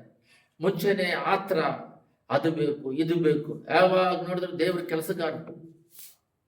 ಒಬ್ರು ನನಗೆ ತಿಳಿದ ಮಟ್ಟಿಗೆ ದೇವ್ರನ್ನ ಹೆಂಗ್ ಮಾಡಿಟ್ಟಿದ್ದಾರೆ ಅಂದ್ರೆ, ಒಂದು ಮ್ಯಾನೇಜರ್ ಇರ್ತಾರೆ, ಅವನಿಗೊಂದು PA ಇರ್ತಾನೆ. ಯಾರಾದ್ರೂ ಒಳಗೆ ಬರ್ಬೇಕಂದ್ರೆ ಅವ್ನು ಹೇಳ್ತಾನೆ, ನೀನು ಹೋಗಿ ಒಳಗಿರೋನ್ನ ಕರಿ ಅಂತ ಹೇಳ್ತಾನೆ. ಆ PAಗೆ ಹೇಳ್ತಾನೆ, ಒಳಗಿರೋರ್ನ ಯಾರಾದ್ರೂ ಬರ್ಬೇಕಂದ್ರೆ ಕರಿ, ನಾನು ಮಾತಾಡ್ತೀನಿ ಅಂತ. ಅವನು ಮ್ಯಾನೇಜರ್. ಇವಾಗ ಅವನ ಕೆಲಸಗಾರನ ಹತ್ರ ಅವನು ಹೇಳ್ದಾಗೆ ಕೇಳ್ತಾ ಇರ್ತಾನೆ. ಅದೇ ರೀತಿ ನಾವು ಬಂದು ಮ್ಯಾನೇಜರ್ಗಳು, ಸ್ವಾಮಿ ಬಂದು ನಮಗೆ ಕೆಲಸಗಾರ, ನನಗೆ ಅದ್ಯಾಕೆ ಕೊಟ್ಟಿಲ್ಲ, ಇದ್ಯಾಕೆ ಕೊಟ್ಟಿಲ್ಲ, ಅದ್ಯಾಕೆ ಕೊಟ್ಟಿಲ್ಲ, ಇದ್ಯಾಕೆ ಕೊಟ್ಟಿಲ್ಲ, ಅದೇ ಕೊಟ್ಟಿಲ್ಲ ಅಂತ. ಆಬ್ರಾಮ್ ತರ ಸ್ವಂತ ಜನಗಳನ್ನ ಬಿಟ್ಟು ನೀನು ಬಂದಿದೀಯಾ? ಮೋಸೆ ತರ ಅರಣ್ಮನೆಯಲ್ಲಿ ಇದ್ದವನು ಈ ಅರಣ್ಮನೆ ಪಾಪ ಭೋಗಗಳನ್ನ ಅನುಭವಿಸೋದಕ್ಕಿಂತ ದೇವರ ಮಕ್ಕಳ ಜೊತೆಯಲ್ಲಿ ಕಷ್ಟಗಳನ್ನ ಅನುಭವಿಸಿ ಪರಲೋಕ ರಾಜ್ಯ ಹೋಗೋದು. ಕೆಳಗಡೆ ಇದೆ ನೋಡ್ರಿ 26ರಲ್ಲಿ, ಐಕ್ಯ ದೇಶದ ಸರ್ವಶ್ವರಕ್ಕಿಂತಲೂ ಕ್ರಿಸ್ತನ ನಿಮಿತ್ತವಾಗಿ ಉಂಟಾಗುವ ನಿಂದೆಯ ಶ್ರೇಷ್ಠ ಭಾಗ್ಯವನ್ನು ಎನಿಸಿಕೊಂಡನು. ದೇವರ ನಿಮಿತ್ತವಾಗಿ ಕಷ್ಟ ಅನುಭವಿಸೋದು ಬ್ಲೆಸ್ಸಿಂಗ್ ಅಂತೆ. ಈಗ ಕಷ್ಟ ಬೇಡ ಅಂತಿದ್ದಾರೆ, ಇವನು ಆಶೀರ್ವಾದ ಭೋಗಗಳಿದ್ದಾನೆ, ಅದನ್ನ ಬಿಟ್ಟು ದೇವರ ಮಕ್ಕಳ ಜೊತೆಯಲ್ಲಿ ಕಷ್ಟಗಳನ್ನು ಅನುಭವಿಸಿ ಒಳ್ಳೇದಂತ. ನೋಡ್ರಿ, ರಿವರ್ಸ್ ಬೈಬಲ್. ಇವಾಗೆಲ್ಲ ಉಲ್ಟಾ, ಸೈತಾನ್ ಉಲ್ಟಾ ಮಾಡಿಟ್ಬಿಟ್ಟ. ಏನು ಉಲ್ಟಾ ಮಾಡಿಟ್ಟ? ಲೋಕದ ಆಶೀರ್ವಾದನೇ ಬ್ಲೆಸ್ಸಿಂಗ್, ಪ್ರಾಸ್ಪರಿಟಿ. ಚರ್ಚ್ ಅಂತ ಅದಕ್ಕಂತ ಒಂದು ಪ್ರಾಸ್ಪಟ್ಟಿ ಚರ್ಚು, ನಿನಗೆ ಅದೇ ಒಂದು ಸೇವೆ ತರ ಮಾಡ್ತಾ ಇದ್ದಾರೆ. ಅದೇ ಡ್ರೆಸ್ಗಳು ನೋಡಕ್ ಆಗ್ತಿಲ್ಲ, ಅವ್ರು ಹಾಕೊಳ್ಳೋ ಕೋಟ್ಗಳು ನೋಡಕ್ ಆಗ್ತಿಲ್ಲ. ಒಂದು ಸೇವಕರು ಹೇಳಿದ್ರು, ನನ್ನ ಹತ್ರನೂ 3-4 ಕೋಟ್ ಐತೆ ಮನೆಯಲ್ಲಿ, ಮ್ಯಾರೇಜ್ ಕೊಟ್ಟಿರೋ ಕೋಟ್, ಇನ್ನೊಂದು ಕೋಟ್ ಎಲ್ಲ ಐತೆ, ಹಾಕೊಳ್ಳಬಹುದು, ತಗೊಳ್ಬಹುದು. ಯಾಕೆ ದುಡ್ಡಿಲ್ವಾ? ದುಡ್ಡು ಕೊಟ್ಟಿದ್ದಾರಲ್ಲ. ಅದು ಸೇವಕರು. ನಾನು ಆತ್ಮೀಕದಲ್ಲಿ ಬೆಳೆಸಿದ ಸೇವಕರುಗಳು ಯಾರು ಚರ್ಚಲ್ಲಿ ನಿಂತ್ಕೊಂಡು ಕೋಟ್ ಹೇಳೋ ಸೇವಕರುಗಳಲ್ಲ. ನನ್ನನ್ನು ಆತ್ಮೀಕದಲ್ಲಿ ನಡೆಸಿದವರೆಲ್ಲ ಬರೀ ಪ್ಯಾಂಟ್ ಶರ್ಟ್ ಹಾಕೊಂಡೆ ರಕ್ಷಣೆ ಹೊಂದಿದ್ದು. ಮೋನ್ಸಲಾಸ್ ಮೂಲಕ ರಕ್ಷಣೆ ಹೊಂದೆ, ಅವರೇನು ಕೋಟ್ ಹಾಕಿರೋದು ನಾನು ನೋಡಿಲ್ಲ. ಏಸನ ಮೂಲಕ ಬಂದೆ, ಅವರು ಸಾಯೋವರೆಗೂ ಪ್ಯಾಂಟ್ ಶರ್ಟ್ ಹಾಕೊಂಡೆ ಹೋದ್ರು. ಈ ಬೆಂಗಳೂರಲ್ಲೂ ಕೂಡ ಏನೋ ಪ್ರೋಗ್ರಾಮ್ ಬಂದಾಗ ಅವ್ರು ಕೋಟ್ ಹಾಕ್ತಾರೆ ಏನೋ ನನಗೆ ಗೊತ್ತಿಲ್ಲ. ಬಟ್ ಝಾಕ್ವನ್ ಚರ್ಚಲ್ಲಿ ಹೋದಾಗ ಅವ್ರು ಮೆಸೇಜ್ ಕೊಡ್ಬೇಕಾದ್ರೆ ಮಾಮೂಲಿ ಪ್ಯಾಂಟ್ ಶರ್ಟ್ ಹಾಕೊಂಡೆ ಮೆಸೇಜ್ ಕೊಡ್ತಾರೆ. ಅವರು ಉನ್ನತವಾದ ಸೇವೆ ಮಾಡಿದವ್ರ ಜೊತೆ ಎಲ್ಲ ಇದ್ದು ಬಂದಿದ್ದೀವಿ, ಆದರೆ ಅವ್ರು ಯಾರು ಕೋಟ್ ಹಾಕೊಂಡಿಲ್ಲ. ಈ ನನಗೆ ಕೋಟ್ ಬಗ್ಗೆ ಮಾತಾಡಿದ್ದು ಏನಂದ್ರೆ, ದೇವರು ಯಾವ ತರ ಮಾತಾಡಿದ್ರು ಅಂತ ಹೇಳಿದ್ರೆ, ನಾವು ಕೋಟ್ ಹಾಕೊಂಡು ನಿಂತ್ಕೊಂಡು ಇಲ್ಲಿ ಚರ್ಚ್ ಮೇಲೆ ನಿಂತ್ಕೊಂತೀವಿ.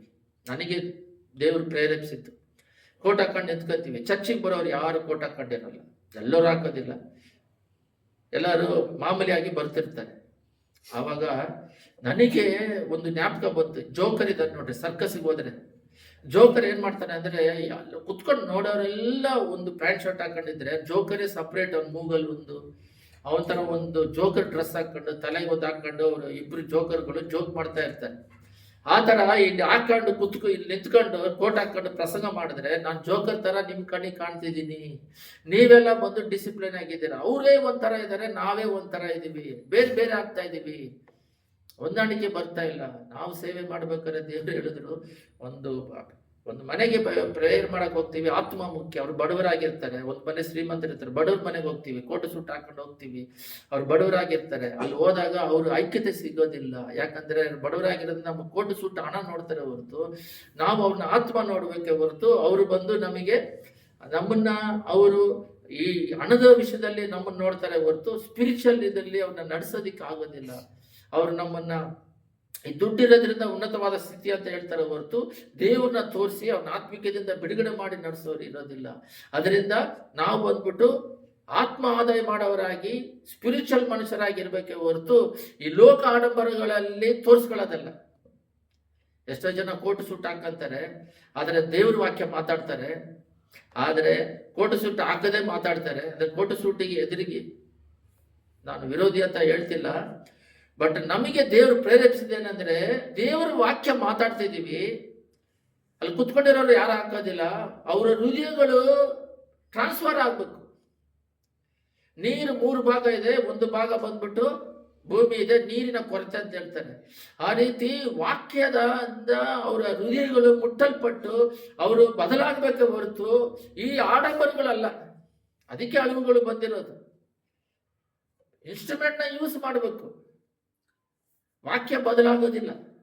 ಪ್ರಾರಂಭದಲ್ಲಿ ಕಲ್ಲಲ್ಲಿ ಬಂತು, ಬೈಬಲ್ನ ಯೂಸ್ ಮಾಡಿದ್ವಿ. ಎರಡನೇದಾಗಿ ಬೈಬಲ್ನ ಪೇಪರಲ್ಲಿ ಬಂತು, ಅದು ಅವರು ಭೂಮಿಯಲ್ಲಿ ಬರ್ತಿದ್ದು ಪೇಪರಲ್ಲಿ ಬಂತು. ಈಗ ಡಿಜಿಟಲ್ ಬಂದಿದೆ, ಎಲ್ಲರೂ ಸೆಲ್ ಫೋನ್ ಇದರಲ್ಲಿ ನೋಡ್ಕೊಂಡು ಇದರಲ್ಲಿ ಬಂದಿದೆ. ಅದರ ಮೋಡ್ ಬದಲಾಗಿದೆ. ವಾಕ್ಯ ಅಂತೂ ಸೇಮೆ, ಅದರಲ್ಲಿ ಏನಿತ್ತು, ಆ ಮೋಸಗೆ ಏನ್ ಕೊಟ್ಟರು ವಾಕ್ಯ, ಅದನ್ನೇ ನಾವು ಇವಾಗ ಧ್ಯಾನಿಸ್ತಾ ಇದ್ದೀವಿ. ಅದರಿಂದ ಈ ಲೋಕಕ್ಕೆ ಬೇಕಾದ್ರೆ ಅವಶ್ಯಕತೆಗಳು ಬೇಕಾದ್ರೆ ಬರುತ್ತೆ ಹೊರತು, ಆದರೆ ಯಾವುದೇ ಕಾರಣಕ್ಕೂ ವಾಕ್ಯ ಬದಲಾಗಲ್ಲ. ಆಕಾಶ ಭೂಮಿ ಬದಲಾದರೂ ದೇವರ ವಾಕ್ಯ ಬದಲಾಗೋದಿಲ್ಲ. ಆಕಾಶ ಭೂಮಿ ಅಳಿದ್ರೂ ದೇವರ ವಾಕ್ಯ ಹೋಗೋದಿಲ್ಲ, ಅದು ಅಳಿದು ಹೋಗುತ್ತೆ, ವಾಕ್ಯ ಅಳಿದು ಹೋಗಲ್ಲ. ಆದ್ರೆ ಮೋಸೆದು ಕಲ್ಲಲ್ಲಿತ್ತು, ಪೇಪರಲ್ಲಿ ಇದೆ, ಡಿಜಿಟಲ್ ಬಂತು, ಅದರಿಂದ ವಾಕ್ಯ ಬದಲಾಯ್ತಂದ್ರೆ ಇಲ್ಲ. ಎಷ್ಟೋ ಟೆಕ್ನಾಲಜಿ ಬಂದ್ರೆ, ಇವಾಗ ಏಸಮ್ಮ ಹೇಳಿದ್ರೆ ಪಾಪ ಮಾಡಿದ್ರೆ ನರಕಕ್ಕೆ ಹೋಗ್ತೀರಂತ, ಅದು ಬದಲಾಗೋದಿಲ್ಲ. ಪರಿಶುದ್ಧವಾಗಿ ಇರಬೇಕಂದ್ರೆ ಅದು ಬದಲಾಗೋದಿಲ್ಲ. ಲೋಕ ಟೆಕ್ನಾಲಜಿ ಎಷ್ಟೇ ಇರಲಿ, ಅದು ಬೇಕಾದ್ರೆ ಆ ಟೈಮಿಗೆ ಉಪಯೋಗಿಸ್ಕೊಳ್ರಿ. ಆದ್ರೆ ಪ್ರಾರಂಭದಿಂದ ಕಡೆವರೆಗೂ ದೇವರು ಬದಲಾಗೋ ದೇವರಲ್ಲ. ಮಾತು ಕೊಟ್ಟವರು ಮಾತು ಬದಲಾಯಿಸೋರಲ್ಲ. ಪರಿಶುದ್ಧ ಅಂದ್ರೆ ಪರಿಶುದ್ಧತೆನೆ. ಲೋಕದಲ್ಲಿ ಎಷ್ಟೋ ಟೆಕ್ನಾಲಜಿ ಬಂದ್ರೂ ಪಾಪಗಳಿಂದ ದೂರ ಇರಬೇಕು. ಈಗ ಲೋಕ ಬಂದು ಮೈಂಡ್ ಒಳಗಡೆ ಸೇರ್ಕೊಂಡು, ಸಭೆ ಒಳಗಡೆ ಸೇರ್ಕೊಂಡು, ಅದರಲ್ಲೇ ಜೀವಿಸಿಕೊಂಡು ನಾ ದೇವರ ಮಕ್ಕಳ ರಿಲಿಜನ್ ಆಗಿದ್ದಾರೆ ಹೊರತು ಆತ್ಮಿಕದಲ್ಲಿ ಬೆಳವಣಿಗೆ ಇಲ್ಲ. ಎಷ್ಟು ದೊಡ್ಡ ಶ್ರೀಮಂತನಾಗಿದ್ದ ಮೋಸೆ ಒಂದು ರಾಜನ ಮಗಳು ಎಷ್ಟು ದೊಡ್ಡ ವೈಭವದಲ್ಲಿದ್ದವನು ಬಿಟ್ಟು ಬರ್ತಾ ಇದ್ದಾನೆ. ಕಾರಣ ಏನಂತ ಹೇಳಿದ್ರೆ, ಅವನಿಗೆ ಇಲ್ಲಿ ಕೂಳು ಸಿಗುತ್ತೆ, ಅಲ್ಲಿ ವೈಭವದ ಊಟ, ಅರಣ್ಮನೆ ಊಟ ಅವನಿಗಿದ್ರು ದೇವರ ಮಕ್ಕಳ ಮಧ್ಯದಲ್ಲಿ ಕಷ್ಟ ಅಂದ್ರೆ ಆತ್ಮಿಕ ಆಶೀರ್ವಾದದ ಬಗ್ಗೆ, ಪರಲೋಕ ರಾಜ್ಯದ ಬಗ್ಗೆ ದಾಗವುಳ್ಳವನಾಗಿ ಎಲ್ಲವನ್ನು ಬಿಟ್ಟು ಬಂದ. ಇವಾಗ ನಾವು ಆ ರೀತಿ ಇದೀವಿ. ನಾವೇನ್ ಮಾಡ್ತಾ ಇದೀವಿ? ದೇವ್ರ ಹತ್ರ ಬಂದ ಮೇಲೆ ಅದನ್ನ ರಾಜನಾಗಬೇಕು ಅಂತ ಕೇಳ್ತಾ ಇದೀವಿ.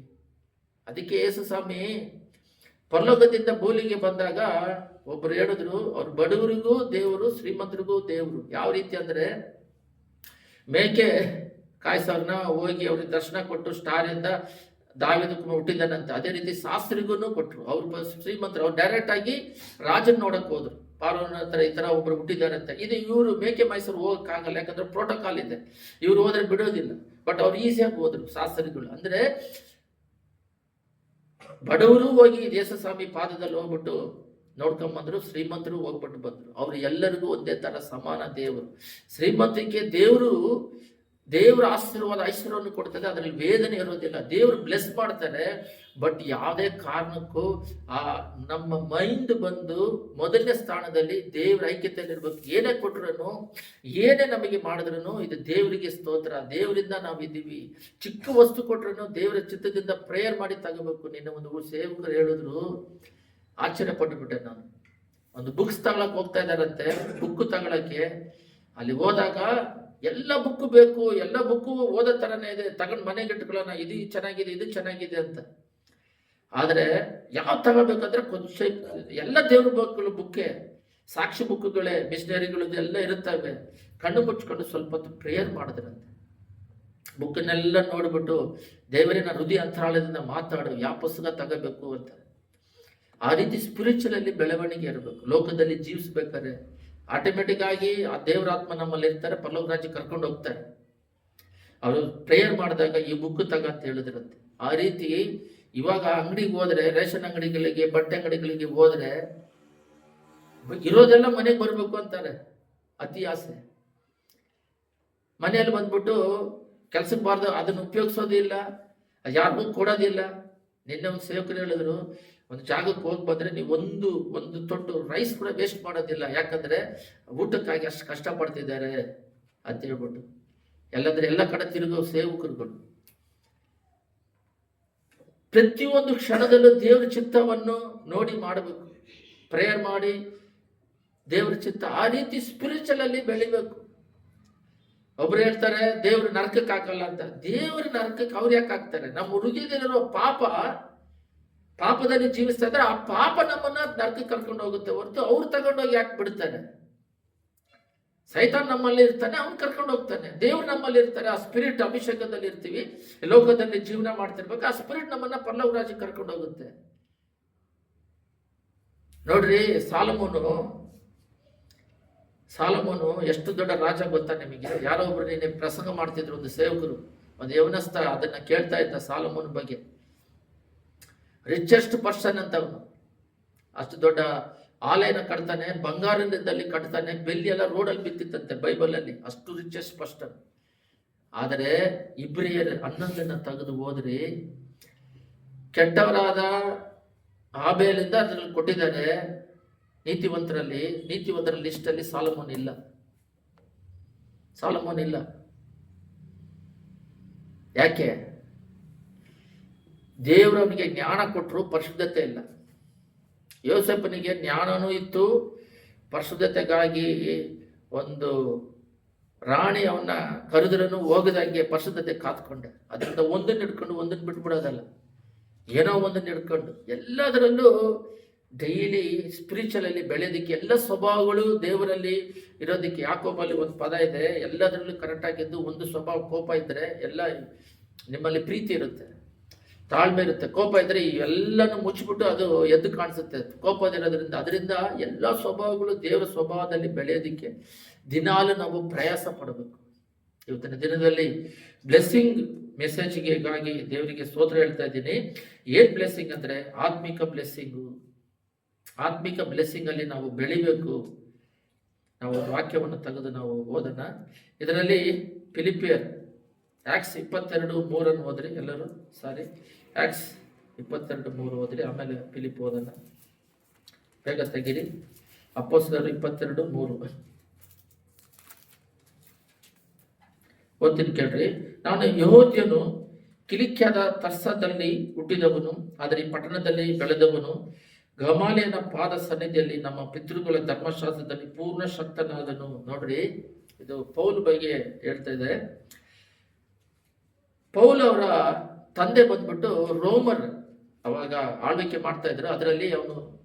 ಅದರಲ್ಲಿ ಗೌರ್ಮೆಂಟ್ ಆಫೀಸರ್ ಇರುತ್ತೆ. ಯಾರು? ಒಂದ್ಸಲ ದೇವ್ರನ್ನ ಹಿಡಿದಾಗ, ನಾನು ರೋಮ್ ಪೌರತ್ವದಲ್ಲಿ ಹುಟ್ಟಿದವನು. ಅವ್ನು ಹೇಳ್ತಾನೊಬ್ಬ, ನಾನು ದುಡ್ಡು ಕೊಟ್ಟು ತಗೊಂಡೆ, ನೀನ್ ಹೆಂಗಿ ನಿನಗೆ ರೋಮ ಪೌರತ್ವ ಸಿಕ್ತಂದ್ರೆ, ನಾನು ಹುಟ್ಟಿದಾಗಲೇ ಅದರಲ್ಲಿಯೇ ಹುಟ್ಟಿದವನು ಅಂತಾನೆ. ಅಂದ್ರೆ ಅವ್ರ ಅಪ್ಪ ಗೌರ್ಮೆಂಟ್ ಅಲ್ಲಿ ಕೆಲಸ ಮಾಡ್ತಿರ್ತಾರೆ, ಹೈ ಪೊಸಿಷನ್ ಅಲ್ಲಿ ಇರ್ತಾರೆ.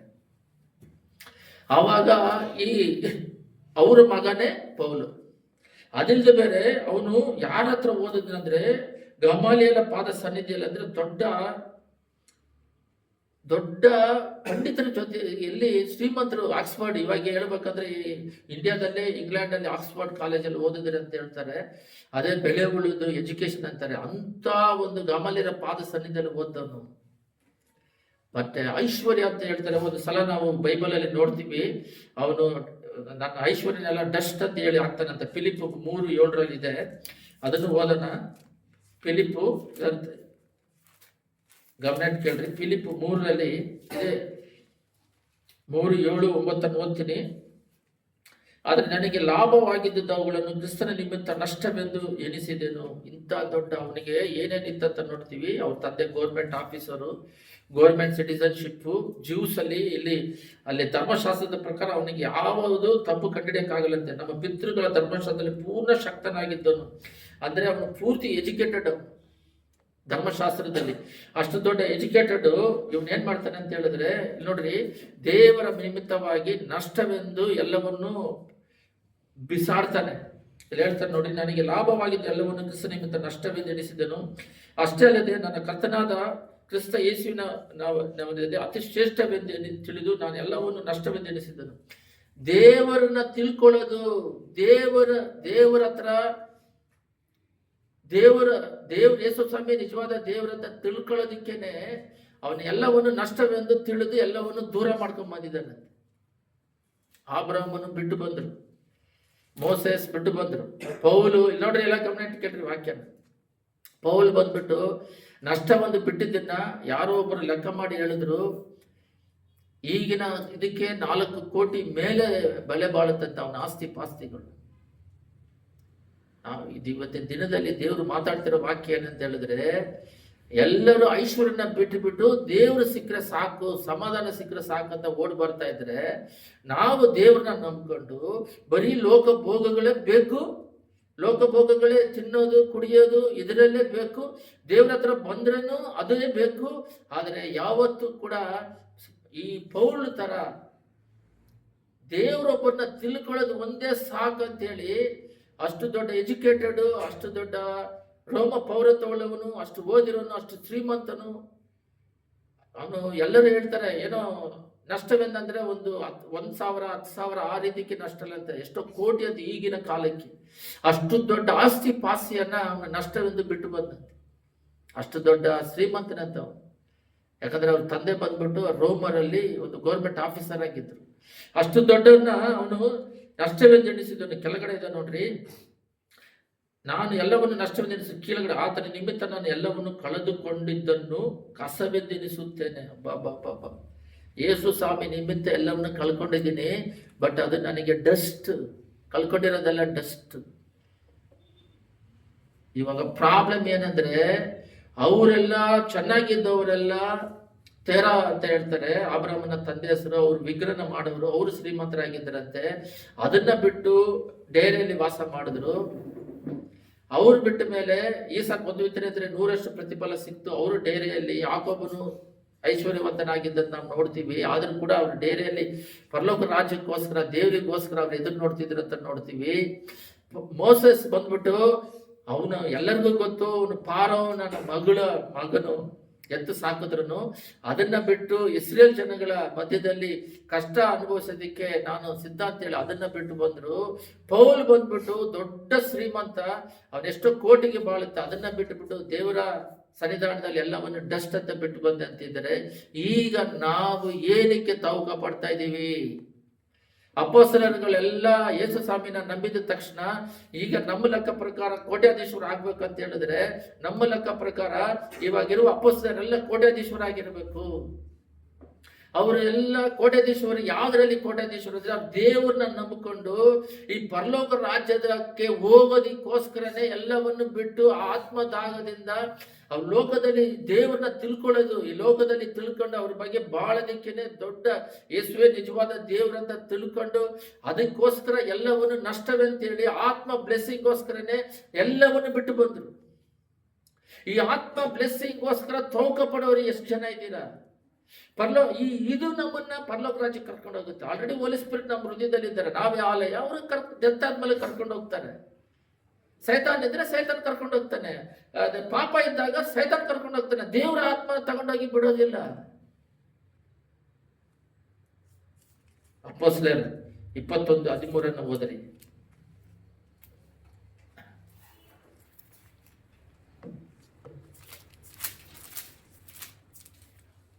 ಅದರಲ್ಲಿ ನೋಡ್ರಿ, ಪೌಲನನ್ನು ಬೇಡಿಕೊಂಡೆವು. ಅದಕ್ಕೆ ಪೌಲನು, ನೀವು ಹತ್ತೊತ್ತು ಯಾಕೆ ನನ್ನ ಎದೆಯನ್ನು ಬಡಿಸುತ್ತೀರಿ? ನಾನು ಕರ್ತನಾದ ಯೇಸುವಿನ ಹೆಸರಿನ ನಿಮಿತ್ತವಾಗಿ ಯೆರೂಸಲೇಮಿನಲ್ಲಿ ಬೇಡಿ ಹಾಕಿಸಿಕೊಳ್ಳುವುದಕ್ಕೂ ಮಾತ್ರವಲ್ಲದೆ ಸಾಯುವುದಕ್ಕೂ ಸಿದ್ಧನಾಗಿದ್ದೇನೆ. ಇದು ಏನು ಕತೆ ಅಂತ ಹೇಳಿದ್ರೆ, ಆಗಾಬನವರು ಪೌಲನ ನೋಡ್ಬಿಟ್ಟು ಅವನ ಹತ್ರ ಇರುವ ಒಂದು ಹಗ್ಗನ ತಗೊಂಡು ಅವನ್ನ ಕಟ್ಕೊಂಡು, ಈ ರೀತಿ ಇದು ಯಾರ್ದೋ ಇದು, ಅವನ್ನ ಈ ರೀತಿ ಯೆರೂಸಲೇಮಲ್ಲಿ ಹಿಂಸೆ ಪಡಿಸ್ತಾರೆ ಅಂತೇಳಿ ಹೇಳ್ತಾರೆ. ಅವನು ಪ್ರವಾದಿ. ಆವಾಗ ಜೊತೆಗಿರುವವರೆಲ್ಲ, ಪೌಲ್ ಜೊತೆಗಿರೋರೆಲ್ಲ, ನೀನು ಅಲ್ಲಿ ಹೋಗ್ಬೇಡ ಯೆರೂಸಲೇಮಲ್ಲಿ, ಈ ತರ ಮಾಡ್ತಾರೆ ಅಂದ್ರೆ, ಹತ್ತು ಯಾಕೆ ನನ್ನ ಹೃದಯನ ಬೇನೆ ಪಡ್ತೀರಾ? ನಾನು ಅಲ್ಲಿ ಹೋಗೋದು ಆ ಥರ ಮಾಡೋದಲ್ಲ, ಹೊಡೆಯೋದಲ್ಲ. ಯೇಸು ಸ್ವಾಮಿಗೋಸ್ಕರ ನಾನು ಸಾಯೋದಕ್ಕೂ ಸಿದ್ಧನಾಗಿದ್ದೇನೆ. ಎಷ್ಟೋ ಜನಗಳು ಈಗ ಕೋಟ್ಯಾಧೀಶ್ವರಗಳು ಅಮೆರಿಕದಲ್ಲಿ, ಇಂಗ್ಲೆಂಡ್ಗಳಲ್ಲಿ, ಎಷ್ಟೆಷ್ಟೋ ಜಾಗದಲ್ಲಿಂದ ಮಿಷನರಿಗಳು, ಕೋಟ್ಯಾಧೀಶ್ವರ ಸ್ಪೈನ್ಗಳಿಂದ ಎಷ್ಟೋ ಜನಗಳು, ರಾಜನ ಮಕ್ಕಳು, ಕೋಟಿಗಟ್ಟಲೆ ದುಡ್ಡಿರೋರು ತಾನು ಮಿಷನರಿಗಳಾಗಿ ಇಂಡಿಯಾದಲ್ಲಿ ಎಷ್ಟೋ ಜನ, ಸೌತ್ ಆಫ್ರಿಕಾದಲ್ಲಿ ಎಷ್ಟೋ ಜನ ತನ್ನ ಮಿಷನರಿಗಳಾಗಿ ಬಂದು ಆಸ್ತಿ ಪಾಸ್ತಿಗಳೆಲ್ಲ ಬಿಟ್ಟು ಬಂದು, ಕುಟುಂಬನ ಬಿಟ್ಟು ಬಂದು ಈ ಜಾಗದಲ್ಲಿ ಇಲ್ಲಿರುವ ಗ್ರಾಮಗಳಲ್ಲಿ ಅವ್ರು ಕೊಡುವ ಕೂಲಿಗಳನ್ನ ಕುಡ್ಕೊಂಡು, ವಿಲಿಯಂ ಕೇರಿ ಎಷ್ಟೋ ಬೈಬಲ್ನ 14 ಭಾಷೆಯಲ್ಲಿ ಭಾಷಾಂತರ ಮಾಡಿದ್ದಾರೆ. ಎಷ್ಟೋ ಅವರು ಇರುವ ಐಶ್ವರ್ಯಗಳನ್ನ, ಕುಟುಂಬಗಳನ್ನ ಬಿಟ್ಟು ಬಂದು ಮತ್ತೆ ಹೋಗದಾಗೆ ಅವರು ತ್ಯಾಗ ಮಾಡಿ, ಪ್ರಾಣ ಕೊಟ್ಟು ತ್ಯಾಗ ಮಾಡಿದ್ದಾರೆ. ಏನಂದ್ರೆ ಪರಲೋಕ ರಾಜ್ಯಕ್ಕೋಸ್ಕರ, ಪರಲೋಕ ರಾಜ್ಯಕ್ಕೋಸ್ಕರನೇ. ಇಲ್ಲಿ ಪೌಲ್ ಹೇಳ್ತಾ ಇದ್ದಾರೆ, ಅವ್ರು ಹೊಡೆಯೋದಲ್ಲಪ್ಪ, ಸಾಯಿಸೋದನ್ನು ಸಾಯಕ್ಕೆ ರೆಡಿ ಇದ್ದೀನಿ, ನೀವೇನು ಕಳ್ತಾ ಇದ್ದೀರಾ? ನಾವು ಆ ರೀತಿ ಸ್ವಭಾವದಲ್ಲಿದ್ದೀವ? ರಕ್ತ ಸಾಕ್ಷಿಯಾಗಿ ಸಾಯೋದಕ್ಕೆ ನಮ್ಮನ್ನು ಒಪ್ಪಿಸಿಕೊಟ್ಟಿದ್ದೇವ? ಸೈತಾನನು ಕಾಲ ಸ್ವಲ್ಪವಂತೇಳಿ ಕಡೆ ಕಾಲದಲ್ಲಿ ಎಲ್ಲರೂ ನೋಡ್ರಿ, ಇವಾಗ ನನಗೆ ಸ್ಪಿರಿಚುವಲ್ ಆಗಿ ಆತ್ಮಿಕದಲ್ಲಿ ಬೆಳೀತಿರ್ಬೇಕಾದ್ರೆ ದೇವ್ರು ಮಾತಾಡೋದು ಒಂದೇ ಮಾತು, ಏನಂದ್ರೆ ಇವಾಗ ಕಡೆ ಕಾಲದಲ್ಲಿದ್ದೀವಿ. ಅದೆಲ್ಲ ನಾವು ನೋಡಿದ್ದೀವಿ, ಎಲ್ಲಿ ಕಡೆ ಕಾಲ ಅಂತ. ಕಡೆ ಕಾಲದಲ್ಲಿ ಸೈತಾನನು ಸ್ವಲ್ಪವೇ ಸಮಯವೆಂದು ತಿಳಿದು ಪ್ರಕಟಣೆಯಲ್ಲಿ ರೌದ್ರವುಳ್ಳವನಾಗಿ ಇಳಿದು ಬಂದಿದ್ದಾನೆ. ಇದಕ್ಕೆ ಮುಂಚೆ 30 ವರ್ಷ ಹಿಂದ್ಗಡೆ ತಂದೆ ತಾಯಿಗಳು ಎಷ್ಟೇ ಗಂಡ ತಂದೆ ಹೆಂಡತಿನ ಹೊಡೆದ್ರು, ಎಷ್ಟೇ ಮಕ್ಕಳು ಹೊಡೆದ್ರು, ಸ್ಕೂಲಲ್ಲಿ ಹೊಡೆದ್ರು ಸಂತೋಷ ಇತ್ತು, ಸಮಾಧಾನ ಇತ್ತು, ಕುಟುಂಬ ಇತ್ತು. ಈಗ ಟೆಕ್ನಾಲಜಿ ಬೆಳೆದ್ರೆ ಕುಟುಂಬ ಇನ್ನೂ ಚೆನ್ನಾಗಿ ತಾನೇ ಇರಬೇಕು. ಎಲ್ಲಿ ನೋಡಿದ್ರು ಲೋಕದ ಬ್ಲೆಸ್ಸಿಂಗ್ ಇಂದ ಗಂಡ ಹೆಂಡತಿಗೆ, ತಂದೆ ತಾಯಿಗೆ ಐಕ್ಯತೆ ಇಲ್ಲ. ಮಕ್ಕಳು ತಂದೆ ತಾಯಿ ಮಾತು ಕೇಳೋದಿಲ್ಲ. ಕುಡಿ, ಬೀಡಿ, ವ್ಯಭಚಾರಗಳು, ಪಾಪಗಳು ಹೆಚ್ಚಾಗ್ತಾ ಇದೆ. ಐಕ್ಯ ತಂದೆ ತಾಯಿ ಮಾತುಗಳು ಕೇಳೋದಿಲ್ಲ. ನೀನೇನು ಹೇಳೋದು, ನಾನೇನು ಕೇಳ್ತೀನಿ. ಡೈವರ್ಸ್ಗಳು ಹೆಚ್ಚಾಗ್ತಾ ಇದೆ. ಈಗೋ ಪ್ರಾಬ್ಲಮ್ ಸೈತಾನದು. ಅವರೆಲ್ಲ ಆಸ್ತಿ ಪಾಸರಾಗಿದ್ದು ಬಿಟ್ಟು ಬಂದು ಸಾಯೋದಕ್ಕೂ ರೆಡಿಯಾಗಿ, ಆಸ್ತಿ ಪಾಸಕ್ಕೆ ಬಿಟ್ಟಿದ್ದಲ್ಲ, ಸಾಯೋದಕ್ಕೂ ರೆಡಿಯಾಗಿ ದೇವರ ನಿಮಿತ್ತವಾಗಿ ಪರಲೋಕ ರಾಜ್ಯದಲ್ಲಿ ಸಿಗುವ ಆ ಒಂದು ಬೆಲೆಯುಳ್ಳ ಒಂದು ಪಟ್ಟಣಕ್ಕಾಗಿ ಎಲ್ಲವನ್ನು ತ್ಯಾಗ ಮಾಡಕ್ ಸಿದ್ಧ ಇದ್ದಾರೆ, ಪ್ರಾಣ ಕೊಡಕ್ ಸಿದ್ಧ ಇದ್ದಾರೆ. ಪೌಲು ಎಲ್ಲ ವಿಶ್ವಾಸಿಗಳು ಅದೇ ರೀತಿ ಕೊಟ್ಟರು. ದೇವರ ವಿಶ್ವಾಸಿಗಳಾಗಿರುವ ಅಪೊಸ್ತಲರುಗಳ ವಿಶ್ವಾಸ ಆಗಿರೋರೆಲ್ಲ ಪ್ರಾಣ ಕೊಟ್ಟು ತ್ಯಾಗ ಮಾಡಿ, ಪ್ರಾಣ ತ್ಯಾಗ ಮಾಡುದು. ನಾವು ಆ ರೀತಿ ಮಾಡ್ತಾ ಇದ್ದೀವ? ನಾವೇನಕ್ಕೆ ದೇವ್ರ ಹತ್ರ ಬಂದಿದ್ದೀವಿ? ಪ್ರಾರಂಭದಲ್ಲಿ ಬಂದ್ವಿ, ಏನಕ್ಕೆ ಬಂದ್ವಿ? ಆತ್ಮಿಕದಲ್ಲಿ ಬೆಳವಣಿಗೋಸ್ಕರ ಬಂದಿಲ್ಲ. ವ್ಯಾಧಿ ಹೋಯ್ತು, ಅದಕ್ಕೋಸ್ಕರ ಎಲ್ಲರೂ ಬಂದಿರೋರು. ಅದಕ್ಕೆ ವ್ಯಾಧಿ ಹೋಗುತ್ತೆ, ಸಮಸ್ಯೆ ಇದೆ ಅಂತ ಬರ್ತೀವಿ. ಬಿಡುಗಡೆ ಆಯ್ತು. ಬಿಡುಗಡೆ ಆದ ಮೇಲೆ ಪರಲೋಕ ರಾಜ ಪಟ್ಟಣಕ್ಕಾಗಿ ನಾವು ತವಕ ಪಡ್ತಾ ಇದೀವ, ಲೋಕದ ಆಡಂಬರಗಳಿಗಾಗಿ ತವಕ ಪಡ್ತಾ ಇದೀವ. ಕೊಡ್ಲಿಲ್ಲ ಅಂದ್ರೆ ನನಗೆ ಅವರು ಕಾರ್ ಇಟ್ಕೊಂಡಿದ್ದಾರೆ, ನನಗೆ ಕಾರ್ ಬೇಕು. ಅವರು ಬ್ಯೂಟಿ ಪಾರ್ಲರ್ಗೆ ಹೋಗ್ತಾರೆ, ನಾನು ಬ್ಯೂಟಿ ಪಾರ್ಲರ್ಗೆ ಹೋಗ್ಬೇಕು. ಅವ್ರ ಕೂದಲು ಸೂಪರ್ ಆಗೈತೆ, ನನ್ನ ಕೂದಲು ಅದೇ ತರ ಮಾಡ. ಅವ್ರು ಡ್ರೆಸ್ ಹಾಕ್ತಾ ಇದಾರೆ, ನಾನು ಡ್ರೆಸ್ ಹಾಕಬೇಕು. ನನಗೆ ಬೇಕಾಗಿರೋ ಅವಶ್ಯಕತೆ ಏನು ಆ ಥರ ಕೇಳ್ತಾ ಇದೀವ? ಅವ್ರನ್ನ ಹೋಲಿಸ್ಕೊಂಡು ಕೇಳ್ತಾ ಇದೀವ? ಎಲ್ಲೋಗ್ತದೆ ದೇವರ ಮಕ್ಕಳು? ಕ್ರಿಶ್ಚಿಯನ್ ಅಂತ ಹೇಳೋದ್ ಬದಲು ನಾವು ಬದಲಾಯಿಸ್ಕೊಂಡ್ವಿ, ಫಾಲೋವರ್ ಆಫ್ ಗಾಡ್ ಅಂತ. ಅಂದ್ರೆ ದೇವರನ್ನ ಬೆಂಬಡಿಸೋರು, ವಿಶ್ವಾಸಿಗಳಂತ ಬೈಬಲ್ ಎಲ್ಲ ಎಲ್ಲರೂ ಫಾಲೋವರ್ ಆಫ್ ಗಾಡ್. ಎಲ್ಲೋಗ್ತದೆ? ಫಾಲೋ ಮಾಡ್ತಿರೋ ದೇವರನ್ನ ಫಾಲೋ ಮಾಡ್ತಾ ಇದೀವ? ಒಂದು ವಾಕ್ಯವನ್ನು ತೆಗೆದು ಹೋದ್ರಿ, ಡ್ಯಾನಿಯಲ್ 4:29-30. ಬೇಗ ತೆಗಿರಿ. ಡ್ಯಾನಿಯಲ್ 4:29-30 ಓದ್ತೀನಿ ನೋಡ್ರಿ.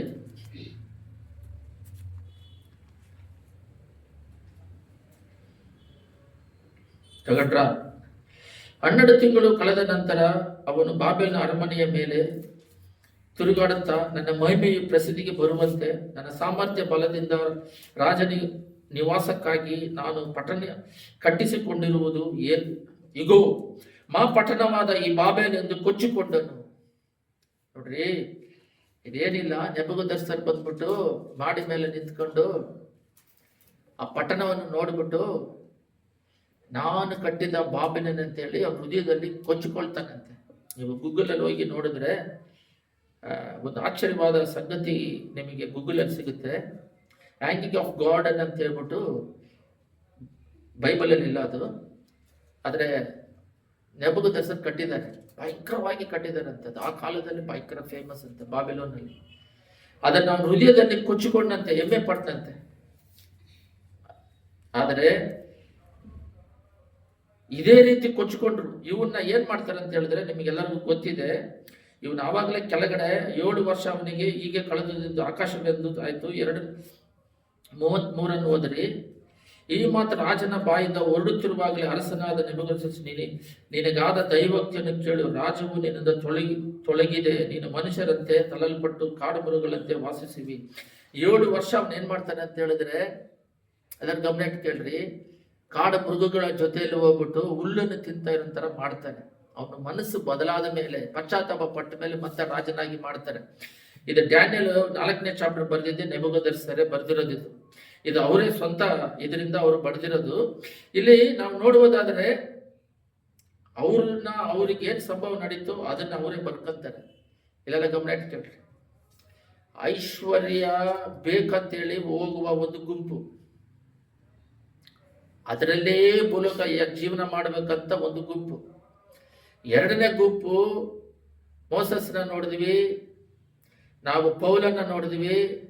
ಅವ್ರು ಐಶ್ವರ್ಯವಂತರಾಗಿದ್ರು, ದೇವರನ್ನ ನಂಬಿಕೊಳ್ಳೋದು, ಪರಲೋಕ ರಾಜ್ಯದಲ್ಲಿ ಸಿಗುವ ಬ್ಲೆಸ್ಸಿಂಗ್ಗೋಸ್ಕರ ಎಲ್ಲವನ್ನು ಬಿಟ್ಟು ಡಸ್ಟ್ ಅಂತ ಹೇಳಿ ಓಡ್ ಬಂದ್ರು. ಇನ್ನೊಂದು ಗುಂಪು ಐಶ್ವರ್ಯ ಕೊಡ್ತಾರೆ, ಅವನು ದೇವರೇ ಅವನ್ನ ನೇಮಿಸಿರೋದು. ಯಾರನ್ನ? ಡ್ಯಾನಿಯಲ್ನ ದೇವರು ನೇಮಿಸಿ ಅವನ ರಾಜನಾಗಿ ಮಾಡ್ತಾರೆ. ಅಷ್ಟು ದೊಡ್ಡ ಪೊಸಿಷನ್ ಅಲ್ಲಿ ಇರುವವನು ಅವನು ಏನ್ ಮಾಡ್ತಾನೆ ಅಂತ ಹೇಳಿದ್ರೆ, ತನ್ನನ್ನು ಕೊಟ್ಟಿರುವ ಪೊಸಿಷನ್ ದೇವರಿಗೆ ಮೆಚ್ಚುಗೆ ಸಲ್ಲಿಸಿದಾಗೆ ತನ್ನನ್ನು ಕೊಚ್ಚಿಕೊಂಡಿರೋದ್ರಿಂದ ಅದರಿಂದ ಅವನ ದೂರ ತೆಗೆದಾಕ್ತಾರೆ. ಬೈಬಲಲ್ಲಿ ಅವನು ನನ್ನ ಸೇವಕ ಅಂತ ಹೇಳ್ತಾರೆ. ಡ್ಯಾನಿಯಲ್ನ ನೆಬೂಕದ್ನೆಚ್ಚರ್ನ ಅವನು ನನ್ನ ಸೇವಕ, ಸರ್ವೆಂಟ್ ಅಂತ ಹೇಳಿ ಹೇಳ್ತಾರೆ.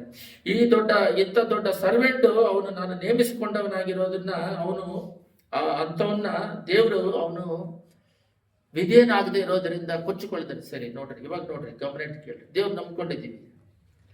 ದೇವ್ರು ನಂಬ್ಕೊಂಡು ನಮಗೆ ಐಶ್ವರ್ಯ ಇದ್ರೆ ನಾವು ಇಷ್ಟ ಬಂದಂಗೆ ತೀರ್ಮಾನ ತೆಗಿತೀವಿ. ದೇವ್ರ ಆಲೋಚನೆ ಕೇಳಲ್ಲ. ದಾವೀದ ರಾಜನಾಗಿದ್ದಾಗಲೂ ಪ್ರತಿಯೊಂದು ಯುದ್ಧಕ್ಕೆ ಹೋಗ್ಬೇಕಾದ್ರೆ ಪ್ರಾರ್ಥನೆ ಮಾಡ್ತೀವಿ. ದುಡ್ಡಿರೋದ್ರಿಂದ ಅದು ಮಾಡೋಣ ಇದು ಮಾಡೋಣ ಅಂತೀವಿ. ದುಡ್ಡಿರೋದ್ರಿಂದ ಈಗೋ ಪ್ರಾಬ್ಲಮ್ ಬರುತ್ತೆ, ದೇವ್ರನ್ನ ಬಿಟ್ಟು ದೂರ ಬರ್ತೀವಿ. ಇದೇ ನೆಬೂಕದ್ನೆಚ್ಚರ್ಗೆ ಆಗಿರೋದು. ಇನ್ನು ದುಡ್ಡು ಇಲ್ಲದೆ ಇದ್ದಾಗ ದುಡ್ಡು ಕೊಡ್ರಿ ಅಂತ ದೇವ್ರನ್ನ ಪೀಡಿಸ್ತಾ ಇರ್ತೀವಿ, ಕೈ ನೋಡ್ತಾ ಇರ್ತೀವಿ, ಹೃದಯನ ನೋಡಲ್ಲ. ಆದರೆ 3ನೇ ಕ್ಯಾಟಗರಿ ಒಬ್ರು ಇದ್ದಾರೆ, ಒಂದು ಗುಡಿಸಲು ಮನೇನೋ, ಒಂದು ಶೀಟ್ ಮನೇನೋ, ಒಂದು ಮೋಲ್ಡ್ ಮನೇನೋ, ದೇವರನ್ನ ನಂಬಿಕೊಂಡು ಇರೋವರೆಗೂ ಅವರಿಗೆ ಸ್ತೋತ್ರ ಬಲಿಯನ್ನು ಜೇರಿಸ್ಕೊಂಡಿದ್ದೆ. ಡೇರೆಯಲ್ಲಿ ಅಬ್ರಹಾಮನು ಜೀವಿಸಿದ ಹಾಗೆ, ಈಸಾಕನು ಯಾಕೋಬನ ಜೀವಿಸಿದ ಹಾಗೆ, ಆ ಪರಲೋಕ ರಾಜ್ಯದ ಬರುವಿಕೆಗಾಗಿ ಸಿದ್ಧಪಟ್ಟುಕೊಂಡು ದೇವರಿಗಾಗಿ ಬಾಳು, ಪರಲೋಕ ರಾಜ್ಯವನ್ನು ನೋಡ್ಕೊಂಡು ಬಾಳುವರು ಎಷ್ಟು ಜನ ಇದ್ದೀರಾ? ಎಷ್ಟು ಜನ ಇದ್ದೀರಾ? ಜೆನಿಷಸ್ 11:4 ಹೋದ್ರಿ, 11:4 ಅದರಲ್ಲಿ ಇದೇ ಬಾಬಿಲೋನಲ್ಲಿ ಅವನ ಪಟ್ಟಣವನ್ನು ಕಟ್ಟೋದು. ಅದರಲ್ಲಿ ಇದೆ ನೋಡಿ, ಒಂದು ಪಟ್ಟಣವನ್ನು ಆಕಾಶವನ್ನು ಮುಟ್ಟುವ ಗೋಪುರವನ್ನು ಕಟ್ಟಿ ದೊಡ್ಡ ಹೆಸರನ್ನು ಪಡೆಯೋಣ. ನೋಡ್ರಿ, ಅವರು ಇಸ್ರೇಲ್ ಲೋಕದಲ್ಲೆಲ್ಲ ಒಂದು ಭಾಷೆ ಇತ್ತು, ಭಾಷೆ ಭೇದವೇನು ಇರಲಿಲ್ಲ. 11 ಜೆನಿಷಸ್. ಅವರು ಪೂರ್ವ ದಿಕ್ಕಿಗೆ ಮುಂದೆ ಪ್ರಯಾಣ ಮಾಡುತ್ತಿರುವಾಗ ಶಿಖರ್ ದೇಶದಲ್ಲಿ ಬಯಲು ಸೀಮೆಗೆ ಸಿಕ್ಕಲು ಅಲ್ಲೇ ವಾಸ ಮಾಡಿಕೊಂಡು ತಮ್ಮೊಳಗೆ ಬಂಡಿರಿ, ಒಳ್ಳೊಳ್ಳೆ ಸುಟ್ಟ ಇಟ್ಟಿಗೆಯನ್ನು ಮಾಡೋಣ, ಒಂದು ಪಟ್ಟಣವನ್ನು ಆಕಾಶವನ್ನು ಮುಟ್ಟುವ ಗೋಪುರವನ್ನು ಕಟ್ಟಿ ದೊಡ್ಡ ಹೆಸರನ್ನು ಪಡೆಯಲಿ. ನೋಡ್ರಿ, ಪಟ್ಟಣ ಬಿಲ್ಡಿಂಗ್ ಕಟ್ಟೋದು ತಪ್ಪಲ್ಲ. ಬೆಂಗಳೂರಲ್ಲಿ ನೋಡ್ರಿ ಎಷ್ಟೆಷ್ಟು ದೊಡ್ಡ ಫ್ಲೋರ್ಸ್ಗಳಿದೆ, 14 ಫ್ಲೋರು, 40 ಫ್ಲೋರು, 50 ಫ್ಲೋರ್ ಇದೆ ಅಂತ ಹೇಳ್ತಾ ಇದ್ದಾರೆ. ಅಷ್ಟು ದೊಡ್ಡವರೆಗೂ ಫ್ಲೋರ್ಸ್ಗಳು ಹೋಗ್ತಾ ಇದೆ. ಚೆನ್ನೈಯಲ್ಲಿ ದೊಡ್ಡ ಪಟ್ಟಣಗಳಲ್ಲಿ, ಹೈದರಾಬಾದಲ್ಲಿ ಫ್ಲೋರ್ಸ್ಗಳು ಕಟ್ತಾರೆ. ಇಲ್ಲ, ಪಟ್ಟಣ ಕಟ್ಟೋದು ದೊಡ್ಡದಲ್ಲ, ಇವರ ಹೃದಯದಲ್ಲಿ ದೊಡ್ಡ ಹೆಸರು ಪಡೆಯೋಣ. ಇಲ್ಲೇ ಬಂದಿರೋದು. ಏನಕ್ಕೆ ಬಾಬಿಲೋನಲ್ಲಿ ಒಂದೇ ಭಾಷೆ ಒಂದೇ ಇರೋದು? ಇವಾಗ ಎಷ್ಟು ಭಾಷೆಗಳಿದೆಯಲ್ಲ ಪ್ರಪಂಚದಲ್ಲಿ, ಅಲ್ಲಿ ಎಲ್ಲೂ ಉತ್ತರ ಇಲ್ಲ. ಹೆಂಗ್ ಬಂತಂತ ಕೇಳಿದ್ರೆ ಗೊತ್ತಿಲ್ಲ. ಇಲ್ಲಿ ಕೆಳಗಡೆ ಅವ್ರ ಭಾಷೆಯನ್ನು ತಾರುಮಾರು ಮಾಡ್ತಾರೆ. ಕಾರಣ ಏನಂತ ಹೇಳಿದ್ರೆ, ಬಿಲ್ಡಿಂಗ್ ಕಟ್ಟಿ ಇಲ್ಲಿ ವಾಸ ಮಾಡೋಣ ಅಂದಿದ್ರೆ ದೇವರು ಅದನ್ನ ಬಿಡ್ತಾ ಇದ್ರು. ಅವರಲ್ಲಿ ಈಗೋ ಪ್ರಾಬ್ಲಮ್ ಬಂತು. ಪ್ರಾಬ್ಲಮ್ ಏನಂದ್ರೆ ದೊಡ್ಡ ಹೆಸರು ಪಡೆಯೋಣ, ಅಲ್ಲೇ ಬಂದಿರೋದು ಪ್ರಾಬ್ಲಮ್. ಈ ಲೋಕದಲ್ಲಿ ಪ್ರತಿಯೊಬ್ಬ ಮನುಷ್ಯನು ಅವನಲ್ಲಿ ಕಮೆಂಟ್ ಕೇಳ್ರಿ, ದೇವರು ಅವ್ರನ್ನ ಆತ್ಮಿಕದಲ್ಲಿ ಬ್ಲೆಸ್ಸಿಂಗ್ ಮಾಡಿ ನಡೆಸ್ತಾ ಇದ್ದಾಗ ಇಷ್ಟು ಸ್ಥಾನಕ್ಕೆ ಬಂದಿರೋದು ದೇವರು ಅಂತ ದೇವರಿಗೆ ಮಹಿಮೆ ಸಲ್ಲಿಸಬೇಕು. ಅದೇ ಕ್ಯಾಲಿಫೋರ್ನಿಯಾದಲ್ಲೂ ಆಗಿರೋದು ಪ್ರಾಬ್ಲಮ್ಗಳು ಏನಂದ್ರೆ, ಅವ್ರು ಏನ್ ಮಾಡಿದ್ರು ಅಂದ್ರೆ ದೇವರಿಗೆ ಮೊದಲನೇ ಸ್ಥಾನ ಕೊಟ್ಟಿಲ್ಲ ಅಂತ ಹೇಳಿ ಎಲ್ಲ ಟಿವಿ ಚಾನೆಲ್ ಬರ್ತಾ ಇದೆ. ನಿನ್ನ ದೇವರು ಹೆಚ್ಚಿಸಿ ಪಟ್ಟಣ ಬಿಲ್ಡಿಂಗ್ ಅಲ್ಲಿ ನಾನು ಪಟ್ಟಣ ಕಟ್ತಾ ಇದ್ದೀನಿ ಅಂತ ಹೇಳಿದ್ರೆ ಅಲ್ಲಿ ದೇವರು ಅದನ್ನ ಬ್ಲೆಸ್ ಮಾಡ್ತಾ ಇದ್ರು. ದೊಡ್ಡ ಹೆಸರು ಪಡೆಯೋಣ. ನಾವು ಎಷ್ಟೇ ಉನ್ನತವಾದ ಸ್ಥಿತಿಗೆ ಹೋದ್ರೂ, ನಮ್ಮನ್ನ ಹೊಗಳಿದ್ರೂ ಸರಿ, ನಮ್ಮನ್ನು ಅವಮಾನ ಪಡಿಸಿದ್ರು ಸರಿ, ದೇವರಲ್ಲಿ ಬೆಳೆಯೋದಕ್ಕೆ ಪ್ರಾಮುಖ್ಯತೆ ಕೊಡಬೇಕು. ದೇವರು ಇದರಿಂದ ಇಷ್ಟು ಮಟ್ಟಿಗೆ ಬೆಳೆಸೋದಕ್ಕೆ ದೇವರೇ ಕಾರಣ ಅಂತೇಳಿ ದೇವರಿಗೆ ಸ್ಥಾನ ಕೊಡಬೇಕು, ದೇವರಿಗೆ ಬ್ಲೆಸ್ಸಿಂಗ್ ಕೊಡಬೇಕು ಹೊರತು ನಮ್ಮನ್ನು ನಾವು ಹೆಚ್ಚಿಸ್ಕೊಳ್ಳೋದಲ್ಲ. ಅದಕ್ಕೆ ದುಡ್ಡು ಕೊಡೋದಿಲ್ಲ. ದುಡ್ಡು ಕೊಟ್ರೆ ಎಷ್ಟು ಹಣ ಇದೆಯೋ ಅಷ್ಟಕ್ಕಿಂತ ಡಬಲ್ ಆಗಿ ನೀನು ದೇವರ ಹತ್ರ ಹೋಗ್ಬೇಕು. ನೆಬೂಕದ್ನೆಚ್ಚರನಿಗೆ ಅರಣ್ಮನೆ ಮಾಡಿದ್ರು, ಅವನಿಗೇನ್ ಗೊತ್ತು? ಈಗ ಗೊತ್ತು. ಇವರಿಗೆ ಬಿಲ್ಡಿಂಗ್ ಕಟ್ಟೋದಕ್ಕೆ ಅವಕಾಶ ಕೊಟ್ಟರೆ ಇಂಜಿನಿಯರ್ಗಳಿಗೆ ಏನ್ ಬಂತು? ದೊಡ್ಡ ಹೆಸರು ಪಡೆಯೋಣ. ಯಾರಿಗೆ ಹೆಸರು? ಇವರು ಪಡ್ಕೊಳ್ಳೋಕೆ. ಇವಾಗ ನಮ್ಮನ್ನ ಹೆಚ್ಚಿಸೋದೇನು? ಚರ್ಚಿಗೆ ಬರ್ತೀವಿ, ಏನಕ್ಕೆ ಬರ್ತೀವಿ? ದೇವರ ಹೃದಯದ ವಾಂಛೆಯನ್ನು ನೆರವೇರಿಸೋದಕ್ಕೆ ಬಂದಿಲ್ಲ. ಅಬ್ರಹಾಮ್ ತರ, ಇಸಾಕಿ, ಯಾಕೋಬು, ಮೋಸೆಸ್, ಪೌಲು ಬಹಳ ಜನ ಇದ್ದಾರೆ. ಅವ್ರ ತರ ನಾವು ದೇವರ ಚಿತ್ತವನ್ನು ನೆರವೇರಿಸೋದಕ್ಕೆ ಬಂದಿಲ್ಲ. ಅವ್ರು ಬ್ಲೆಸ್ ಮಾಡಬೇಕು, ಈಗ ಪ್ರಾಬ್ಲಮ್ ಬರಬೇಕು, ನಾವು ದೊಡ್ಡ ಹೆಸರು ಪಡಿಬೇಕು, ನಮ್ಮ ಹೆಸರುಗಳು ಮೇಲೆ ಬರಬೇಕು. ಅದಕ್ಕೆ ಸ್ನಾನಿಕನಾದ ಯೋವನ್ ಹೇಳ್ತಾನೆ, ನಾನು ಚಿಕ್ಕವನಾಗ್ಬೇಕು, ನಾನು ತಗ್ಗಿಸಲ್ಪಡಬೇಕು, ನೀನು ಹೆಚ್ಚಿಸಲ್ಪಡಬೇಕು. ನಮ್ಮ ಹೃದಯದಿಂದ ದೇವರು ಹೆಚ್ಚಿಸಲ್ಪಡಬೇಕು. ಸಾಯೋವರೆಗೂ ದೇವ್ರನ್ನ ಹೆಚ್ಚಿಸ್ತಾ ಇರಬೇಕು. ಹೊಗಳಿಕೆ ಮಾತುಗಳು ಬಂದ್ರು ಸರಿ, ದೇವರಿಗೋಸ್ಕರ ಬದುಕೋರು, ದೇವರಿಗೋಸ್ಕರ ಸಾಯೋರು. ಪೌಲ್ ಹೇಳ್ತಾರೆ ನೋಡ್ರಿ, ಆ ರೀತಿ ಯಾರಿದ್ದಾರೆ? ಯೆರೆಮೀಯ 43:10 ಓದ್ರಿ, ಎಲ್ಲರೂ ಬೇಗ ತೆಗಿರಿ. ಯೆರೆಮೀಯ ಅಲ್ಲಿ ನಿಮ್ಮ ನೆಬೂಕದ್ನೆಚ್ಚರ ಬಗ್ಗೆ ಬರುತ್ತೆ. ಅಲ್ಲಿ ಯೆರೆಮೀಯ ತೆಗೆದ್ರ, ಯೆರೆಮೀಯ 43:10. ನಾನು ನೆಬೂಕದ್ನೆಚ್ಚರ ಬಂದ್ಬಿಟ್ಟು ಯಾರಂತ ಇಲ್ಲಿ ದೇವ್ರು ಕೊಟ್ಟಿದ್ದಾರೆ ನೋಡ್ರಿ, ಹತ್ರಲ್ಲಿ ಅವರಿಗೆ ಹೀಗೆ ಹೇಳು, ಇಸ್ರೇಲರ ದೇವರು ಸೇನಾಧೀಶ್ವರನು ಆದ ಯೆಹೋವನು ಇಂತೆನ್ನುತ್ತಾನೆ, ಇಗೋ ನಾನು ಬಾಬೆಲಿನ ಅರಸನು ನನ್ನ ಸೇವಕನು ಆದ ನೆಬೂಕದ್ನೆಚ್ಚರನನ್ನು ಕರೆಯಿಸಿ ನನ್ನ ಮರೆ ಮಾಡಿಸಿರುವ ಈ ಕಲ್ಲುಗಳ ಮೇಲೆ ಅವನ ಸಿಂಹಾಸನವನ್ನು ಹಾಕಿಸುವೆನು. ಇದನ್ನ ಹೇಳಿದ್ರೆ ನಿಮಗೆ ಅಷ್ಟು ಮಟ್ಟಿಗೆ ಆತ್ಮಿಕದಲ್ಲಿ ಬೆಳೆದಿದ್ದೀರಾ ಏನೋ ಗೊತ್ತಿಲ್ಲ ನೀವು ವಿಶ್ವಾಸಿಗಳು. ನೆಬೂಕದ್ನೆಚ್ಚರ ಬಂದ್ಬಿಟ್ಟು ಬಾಬಿಲೋನ್ ರಾಜ ಇಸ್ರೇಲ್ ದೇಶವನ್ನು ಹಾಳು ಮಾಡಿ, ಯೆರೆಮೀಯ ಹೇಳ್ತಾ ಇದ್ದಾನೆ, ಈ ತರ ನೆಬೂಕದ್ನೆಚ್ಚರ್ ಬರ್ತಾನೆ, ನಿಮ್ಮನ್ನೆಲ್ಲ ಹಾಳು ಮಾಡ್ತಾ ಇದ್ದಾನೆ. ಅಂದ್ರೆ ದೇವಸ್ಥಾನ ಇದೆ, ನಮ್ಮನ್ನ ಯಾಕೆ ಹಾಳು ಮಾಡ್ತಾನೆ ಅಂತೇಳಿ ಬಾವಿಯಲ್ಲಿ ಹಾಕ್ಬಿಡ್ತಾರೆ. ನೆಬೂಕದ್ನೆಚ್ಚರು ದೇವಸ್ಥಾನ ಸುಟ್ಟಾಕಿ ಅದ್ರಲ್ಲಿ ಇರೋದನ್ನೆಲ್ಲ ತಗೊಂಡೋಗಿ ಅವನ ದೇಶದಲ್ಲಿ ಇಟ್ಕೊಂಡು ಅದರಲ್ಲಿ ಹೋದವರೇ ಡ್ಯಾನಿಯಲ್ ಹೋಗಿ, ಸಾದ್ರಕ್ ಮೇಷಕ್ ಅಬೇದ್ನೆಗೋಲೆಲ್ಲ ಹೋಗಿರೋರೆಲ್ಲ ಅವರೇ. ಆದ್ರೆ ನೆಬೂಕದ್ನೆಚ್ಚರು ನನ್ನ ಸೇವಕ, ಅವನೇನ್ ಸೇವಕ ಆಗ್ತಾನೆ? ಅವನು ಹಾಳು ಮಾಡೋದಕ್ಕೆ ಇವನು ಎಬ್ಬರಿಸಿರೋದೇ ದೇವರು. 4th ಚಾಪ್ಟರ್ ಡ್ಯಾನಿಯಲ್ ಇದು ಬರೆದಿರೋದೇ ನೆಬೂಕದ್ನೆಚ್ಚರ್ ನನ್ನ ಸೇವಕ. ಯಾಕೆ ಇದು ಅದು ಈ ಪದ ಅಲ್ಲಿ ಯೂಸ್ ಮಾಡ್ತೀನಿ ಅಂದ್ರೆ, ಅವರು ಅಷ್ಟು ದೊಡ್ಡ ಪಟ್ಟಣ ಅವನ್ನ ಹೆಚ್ಚಿಸಿದ್ದು ದೇವರು, ಅವನ ಹೆಸರನ್ನ ಹಾಳು ಮಾಡೋದಕ್ಕೆ ಅನುಮತಿಸಿದ್ದು ದೇವರು. ಅವ್ರು ಯಾಕಂದ್ರೆ ಪಾಪ ಹೆಚ್ಚಾಗಿರೋದ್ರಿಂದ ಅವ್ರನ್ನ ಎಳ್ಕೊಂಡ್ ಬಂದಿದ್ದು ದೇವರು. ಆದ್ರೆ ದೇವ್ರು ನಂಬುದವ್ರನ್ನ ಬಿಟ್ಟಿಲ್ಲ. ಡ್ಯಾನಿಯಲ್ನ, ಸಾದ್ರಕ್ ಮೇಷಕ್ನ ಅವ್ರು ಹೆಚ್ಚಿಸ್ತಾರೆ. ಆದರೆ ಅವರು ನಾನ್ ಕಟ್ಟಿದ ಬಾಬಿಲೋನ್ ಅಂತಾರೆ. ಯಾಕಂದ್ರೆ ದೇವರು ಹೆಚ್ಚಿಸಿರೋದು ಅವನಿಗೆ ಚೆನ್ನಾಗಿ ಗೊತ್ತು. ನೋಡ್ರಿ, ನಾವು ದೇವರಲ್ಲಿದ್ದಾಗ ಎಷ್ಟು ಇಸ್ರೇಲ್ ದೇಶವನ್ನು ಬ್ಲೆಸ್ ಮಾಡ್ತಾರೆ. ಅದೇ ದೇವರು ಅವರಲ್ಲಿ ಇಲ್ಲದೆ ಇದ್ದಾಗ ಬೇರೆಯವ್ರನ್ನ ಕರೆಸಿ ಅವ್ರನ್ನ ನಿರ್ಮೂಲ ಮಾಡಿ ಅವ್ರ ಹೆಸರು ಕಾಪಾಡ್ಕೊಂತಾನೆ. ನೆಬೂಕದ್ನೆಚ್ಚರ್ ನನ್ನ ಸೇವಕ ಅಂತಾನೆ. ಅದಕ್ಕೆ ನಾವು ಆ ರೀತಿ ಜೀವನ ಮಾಡ್ತಾ ಇದ್ದೀವಿ. ಸೈತಾನನು ನಮ್ಮನ್ನು ಆಳ್ವಿಕೆ ಮಾಡಿಕೊಂಡು, ಎಲ್ಲ ಗಮನ ಇಟ್ಟು ಕೇಳ್ರಿ, ಚರ್ಚ್ ಒಳಗಡೆ ಎಲ್ಲ ದೊಡ್ಡವರೆಲ್ಲ ಸ್ಕಿಟ್ ಮಾಡ್ತಾರೆ, ಅದು ಒಳ್ಳೇದು. ಆದರೆ ಚಿಕ್ಕ ಮಕ್ಕಳು ಹಾಡು ಹೇಳ್ತಾರೆ, ಅವರು ದೇವ್ರದ್ದು ನಾನೆಲ್ಲೋ ಚಿಕ್ಕ ಮಕ್ಕಳದು ಸ್ಕಿಟ್ ಮಾಡೋದು ನೋಡಿದ್ದೀನಿ, ಆತ್ಮಿಕದಲ್ಲಿ ಬೆಳೆಯೋದು ನೋಡಿದ್ದೀನಿ. ಆದರೆ ಡ್ಯಾನ್ಸ್ಗಳು ಮಾಡೋದಿಲ್ಲ. ಈ ಏಜ್ ದಾಟದ ಮೇಲೂ ಕೂಡ ಡ್ಯಾನ್ಸ್ ಎಲ್ಲಿದೆ? ಹೊರಗಡೆ ಕಷ್ಟಪಟ್ಟು 6 ದಿನದಿಂದ ಬರ್ತೀವಿ, ಎಂಟರ್ಟೈನ್ ಮಾಡ್ಬೇಕಲ್ಲ ಅಂತ ಹೊರಗಡೆ ಎಂಟರ್ಟೈನ್ಮೆಂಟ್ಗಳು ಇದೆಯಲ್ಲ. ಚರ್ಚ್ ಬಂದು ನಿಮ್ಮನ್ನ ಪರಿಶುದ್ಧವಂತರಾಗಿ ಮಾಡಿ, ನಿಮ್ಮನ್ನ ಪ್ಯೂರಿಫೈ ಮಾಡಿ, ಏನೇನೆಲ್ಲ 6 ದಿನ ಲೋಕದಲ್ಲಿ ಪಾಪ ಇದೆಯೋ ಅದನ್ನ ಒತ್ಕೊಂಡು ಬಂದಿರ್ತೀರ, ನಿಮ್ಮ ಮೈಂಡಿಂದ ತಗ್ಸಿ ನಿಮ್ಮನ್ನ ಪರಲೋಕ ರಾಜ್ಯಕ್ಕೆ ನಡೆಸೋದಕ್ಕೆ ಸಭೆ ಏರ್ಪಡಿಸಿರೋದು. ನೀವು ಇಲ್ಲೂ ಎಂಟರ್ಟೈನ್ಮೆಂಟ್ ಬೇಕಾದ್ರೆ ಲೋಕದಲ್ಲಿ ಎಂಟರ್ಟೈನ್ಮೆಂಟ್ ಇದೆಯಲ್ಲ, ಅದಕ್ಕೆ ಚರ್ಚಿಗೆ ಬರ್ಬೇಕಾದ್ರೆ ಅವಶ್ಯಕತೆ ಅಲ್ಲ. ಫಿಲಮ್ಗಳು ಇದೆಯಲ್ಲ, ಪರಿಶುದ್ಧತೆಯನ್ನು ಹೇಳ್ಕೊಳ್ಳೋದು ಒಂದೇ ಒಂದು ಜಾಗ ಸಭೆ. ಟ್ರಾನ್ಸ್ಫಾರ್ಮ್ ಆಗೋದು, ಬರುವಿಕೆಗೆ ಸಿದ್ಧ ಮಾಡೋದೇ ಸಭೆ. ಅದಕ್ಕೋಸ್ಕರ ರಕ್ತ ಸುರಿಸಿ ಪ್ರಾಣ ಕೊಟ್ಟು ತ್ಯಾಗ ಮಾಡಿ ಸಭೆ ಏರ್ಪಡಿಸ್ಕೊಂಡಿದ್ದಾರೆ. ಏನ್ ನಡೀತಿದೆ ಸಭೆಯಲ್ಲಿ? ಕಡೆ ವಾಕ್ಯವನ್ನು ಓದ್ರಿ, ಪ್ರಾರ್ಥನೆ ಮಾಡೋಣ. ರೋಮರ್ 13:1-2 ಇದನ್ನು ಓದ್ರಿ.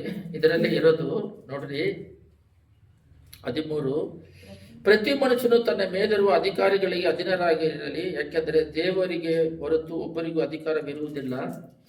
ಇರುವ ಅಧಿಕಾರವು ದೇವರಿಂದ ನೇಮಿಸಲ್ಪಟ್ಟಿರುವುದು. ಆದ್ದರಿಂದ ಅಧಿಕಾರಕ್ಕೆ ಎದುರು ಬೀಳುವವನು ದೇವರ ನೇಮಕ್ಕೆ ಎದುರು ಬೀಳುತ್ತಾನೆ. ಆಯ್ತಾ?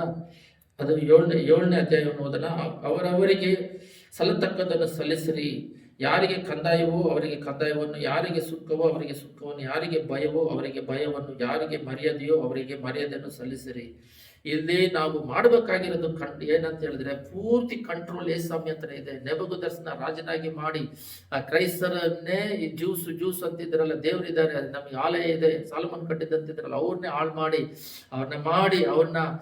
ಅವ್ರ ರಾಜನಾಗಿ ಮಾಡೋದಕ್ಕೂ ಗೊತ್ತು. ಅವರು ಈಗ ಬಂದಾಗ ಹೊಡೆದು ಹುಲ್ಲು ಮೇಯಿಸೋದಕ್ಕೂ ಗೊತ್ತು. ಮತ್ತೆ ಪಶ್ಚಾತ್ತಾಪ ಪಟ್ಟಾಗ ಮತ್ತೆ ಅವನ್ನ ರಾಜನಾಗಿ ಮಾಡೋದಕ್ಕೂ ದೇವರಿಗೆ ಗೊತ್ತು. ಅದರಿಂದ ಅಧಿಕಾರಿಗಳೆಲ್ಲ ದೇವರಿಂದ ನೇಮಿಸಲ್ಪಟ್ಟವರು. ಈ ಅಧಿಕಾರಿ ಎಲೆಕ್ಷನ್ ಅಲ್ಲಿ ಬರಲಿ, ಅವ್ರನ್ನ ತೆಗೆದು ಮೇಲಕ್ಕಿಡೋದಲ್ಲ. ಅಧಿಕಾರಿಗಳಿದ್ರೆ ಅವ್ರ ರಕ್ಷಣೆ ಹೊಂದಬೇಕು, ಅವರಿಗೆ ಸುವಾರ್ತೆ ಹರಡಬೇಕು. ಅಧಿಕಾರಿಗೆ ನಾವು ಇದ್ರೂ ಕೂಡ ನಮಗೆ ಎಲ್ಲ ಅಧಿಕಾರಗಳು ದೇವರಿಂದ ಬಂದಿರೋದು. ಅದರಿಂದ ನಾವು ಡ್ಯಾನಿಯಲ್ 4:34 ಓದೋಣ. ಅಲ್ಲಿ ನಿಮಗೆ ಅರ್ಥ ಆಗುತ್ತೆ. ಡ್ಯಾನಿಯಲ್ 4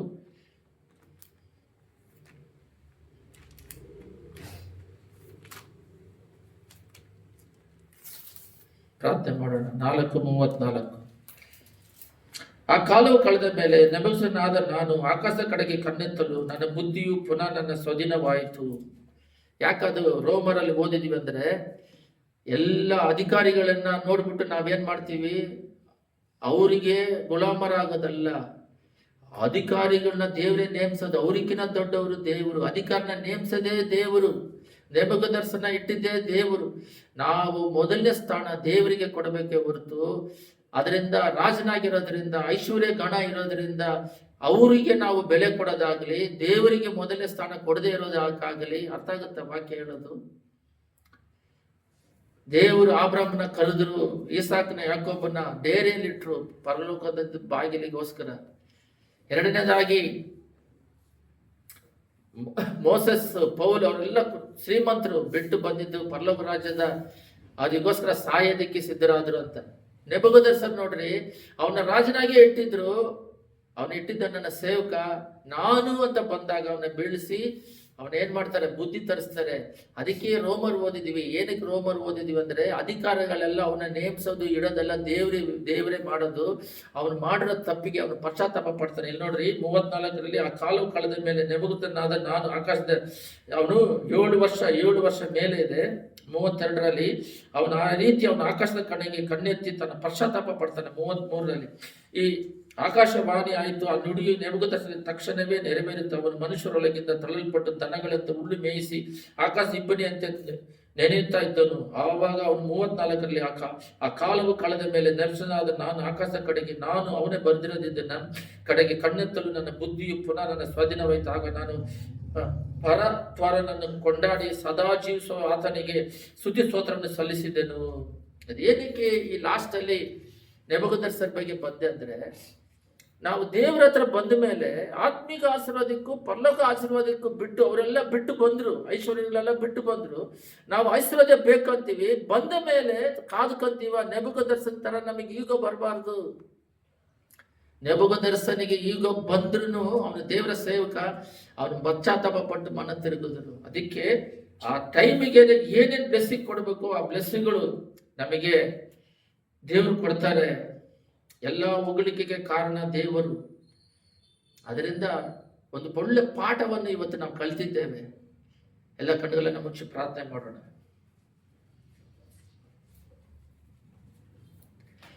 ನಾವು ಈಗ ಪ್ರಾಬ್ಲಮ್ ಇಂದ ಹಣ ಬೇಕು, ಐಶ್ವರ್ಯ ಬೇಕು ಅಂತಿದ್ದೀವಿ. ಕಡೆದಾಗಿ ದೇವರು ಮಾತಾಡಿದ ಮಾತುಗಳನ್ನ ಇಟ್ಟು ಧ್ಯಾನ ಮಾಡ್ರಿ, ಮಾತಾಡಿದನ್ನ ಮನ ತಿರುಗಿರಿ. ಎಲ್ಲರೂ ಐಶ್ವರ್ಯ ಬೇಕು, ಐಶ್ವರ್ಯ ಬೇಕು, ಐಶ್ವರ್ಯ ಬೇಕು ಅಂತೀವಿ. ನೆಬೂಕದ್ನೆಚ್ಚರ್ ಐಶ್ವರ್ಯ ಅಂತ ಮಾಡಿದ್ರೆ ಈಗೋ ಪ್ರಾಬ್ಲಮ್ ಇಂದ ಬಿದ್ದೋದ. ಅವರಿಗೆ ಬೇರೆಯವರಿಗೆ ದುಡ್ಡಿಲ್ಲ, ನಮಗೆ ದುಡ್ಡು ಐತಂತ ಈಗೋ ಪ್ರಾಬ್ಲಮ್ ಬರುತ್ತೆ, ಅದಕ್ಕೆ ದುಡ್ಡು ಕೊಡೋದಿಲ್ಲ. ಒಂದು ಸಮಯ ಐಶ್ವರ್ಯವಂತನಾಗಿ ಮಾಡಿದ್ರು ಕೂಡ ಅಲ್ಲಿ ದೇವರನ್ನ ಸ್ತುತಿಸಬೇಕು. ನೆಬೂಕದ್ನೆಚ್ಚರ್ ಸ್ತುತಿಸಿಲ್ಲ, ಬುದ್ಧಿ ಬಂದ ಮೇಲೆ ಸ್ತುತಿಸ್ತ. ಆದರೆ ಮೋಸೆ ಆಗಲಿ ಪೌಲ್ ಆಗಲಿ ಐಶ್ವರ್ಯವಂತನಾಗಿದ್ರು, ಬಿಟ್ಟು ಬಂದ್ರು, ಪರಲೋಕ ರಾಜ್ಯಕ್ಕಾಗಿ ತೌಕಪಟ್ರು. ಇವಾಗ ನೀವು ಕೂಡಿರುವ ಪ್ರತಿಯೊಬ್ಬರಿಗಾಗಿ ನಿಮ್ಮನ್ನು ನೀವೇ ಪರೀಕ್ಷೆ ಮಾಡಿಕೊಳ್ಳ್ರಿ. ಪರಲೋಕ ರಾಜ್ಯಕ್ಕಾಗಿ ತೌಕ ಪಡ್ತಾ ಇದ್ದೀರಾ? ಭೂಲೋಕದ ಆಶೀರ್ವಾದಕ್ಕಾಗಿಯೇ ದೇವರನ್ನು ಹುಡುಕಿ ಬಂದಿದ್ದೀರಾ? ಅಬ್ರಹಾಮ್, ಇಸಾಕ್, ಯಾಕೋಬಗಳ ಪರಲೋಕ ರಾಜ್ಯದ ಭಾಗ್ಯಕ್ಕಾಗಿ ತೌಕಪಟ್ರು. ಇಸ್ರೇಲ್ ಜನಗಳಿಗೆ ಬ್ಲೆಸ್ಸಿಂಗ್ ಕೊಟ್ಟರು. ಪಾಪ ಇರೋದ್ರಿಂದ ಅವ್ರನ್ನ ಸಂಪೂರ್ಣವಾಗಿ ನೆಬೂಕದ್ನೆಚ್ಚರನೇ ನನ್ನ ಸೇವಕ ಅಂತ ಹೇಳ್ತಾರೆ, ಅವನ್ನ ಬಿಟ್ಟು ಕರ್ಸ್ಕೊಂಡ್ರು. ಎಲ್ಲರ ಕಣ್ಣುಗಳನ್ನು ಮುಚ್ಚಿ ನಿಮ್ಮನ್ನು ನೀವೇ ಪರೀಕ್ಷೆ ಮಾಡ್ಕೊಳ್ರಿ. ನಾವು ಸಭೆಗೆ ಬರ್ತಾರದು ಏನಕ್ಕೆ? ಲೋಕದ ಅಂದ್ರೆ ಲೋಕ ಆಶೀರ್ವಾದ ಬೇಡ ಅಂತಲ್ಲ. ದೇವರು ಎಲಿಯನಿಗೆ ಅವೆಲ್ಲ ನಾವು ನೋಡಿದ್ದೇವೆ. ಎಲ್ಲಿ ನೋಡಿದ್ರು ಮಳೆ ಇಲ್ಲ, ಊಟ ಇಲ್ಲ. ಅವನಿಗೆ ಮಾತ್ರ ಕಾಗೆ ಮೂಲಕ ಊಟ ಕೊಡಿಸಿದ್ರು. ವಿಧವೆ ಮನೆ ಅದು ಮುಗಿದಿದ ತಕ್ಷಣ ವಿಧವೆ ಮನೆಯಲ್ಲಿ ಪೋಷಿಸಿದ್ರು. ಅವ್ರು ಹೆಂಗೋ ಪೋಷಿಸ್ತಾರೆ. ಅವಸರಕತೆಗೆ ಆ ತಕ್ಕ ಅವಸರಕತೆಗೆ ಅವರು ತೀರಿಸ್ತಾರೆ. ಆದರೆ ನಮ್ಮ ಹೃದಯದ ವಾಂಛೆಗಳು ಏನು? ಆತ್ಮಿಕದಲ್ಲಿ ಬೆಳೆಯೋದು. ಅವಸರಕತೆಗಳು ಆ ಟೈಮಿಗೆ ದೇವರು ಕೊಡ್ತಾರೆ. ಆದರೆ ನಾವು ಅದೇ ಧ್ಯಾನ ಅಂತ ಇರಬಾರದು. ಪಾಪದಲ್ಲಿ ಮುಳುಗಿ ಲೋಕದ ಆಡಂಬರಗಳಿಗೆ ಎಲ್ಲ ವಿಷಯದಲ್ಲಿ ಬೇರೆಯವ್ರನ್ನ ನೋಡಿ ಓಡಿಸ್ಕೊಳ್ಳೋದು. ಅದು ಬೇಕು, ಇದು ಬೇಕು, ವಸ್ತುಗಳಿರಬೇಕು. ಎಲ್ಲ ವಸ್ತುಗಳು ಕೊಡ್ತಾರೆ ಆ ಟೈಮಿಗೆ. ಆದರೆ ಇವಾಗ ಬರುವಿಕೆಗೆ ಸಿದ್ಧರಾಗಿದ್ದೇವ? ದೇವರಿಗೆ ಸಾಕ್ಷಿಯಾಗಿ ಜೀವಿಸ್ತಿದ್ದೇವ? ಸ್ವಾರ್ಥ ಹೇಳ್ತಿದ್ದೀವ? ಅಳಿದೋಗ್ತರ ಆತ್ಮಗಳಿಗಾಗಿ ಪ್ರಾರ್ಥನೆ ಮಾಡ್ತಿದ್ದೀವ? ಬಿಡುಗಡೆ ಆಗ್ತಿದೆಯಾ? ಸಭೆಗೆ ಜನಗಳನ್ನ ನಡೆಸ್ತಾ ಇದ್ದೀರಾ? ಸಾಕ್ಷಿಯುಳ್ಳ ಜೀವಿತ ಜೀವಿಸ್ತಿದ್ದೀರಾ? ನೀವು ಅನ್ಯರುಗಳ ಜೊತೆಯಲ್ಲಿ ಸಹವಾಸ ಮಾಡ್ತಿದ್ದೀರಾ? ಅವ್ರನ್ನ ಬಿಟ್ಟು ಹೊರಗಡೆ ಬಂದಿದ್ದೀರಾ? ದೇವರು ತಾಮೇ ಈ ವಾಕ್ಯದ ಮೂಲಕ ನಮ್ಮೆಲ್ಲರನ್ನು ಆಶೀರ್ವದಿಸಲಿ. ಆಮೇನ್.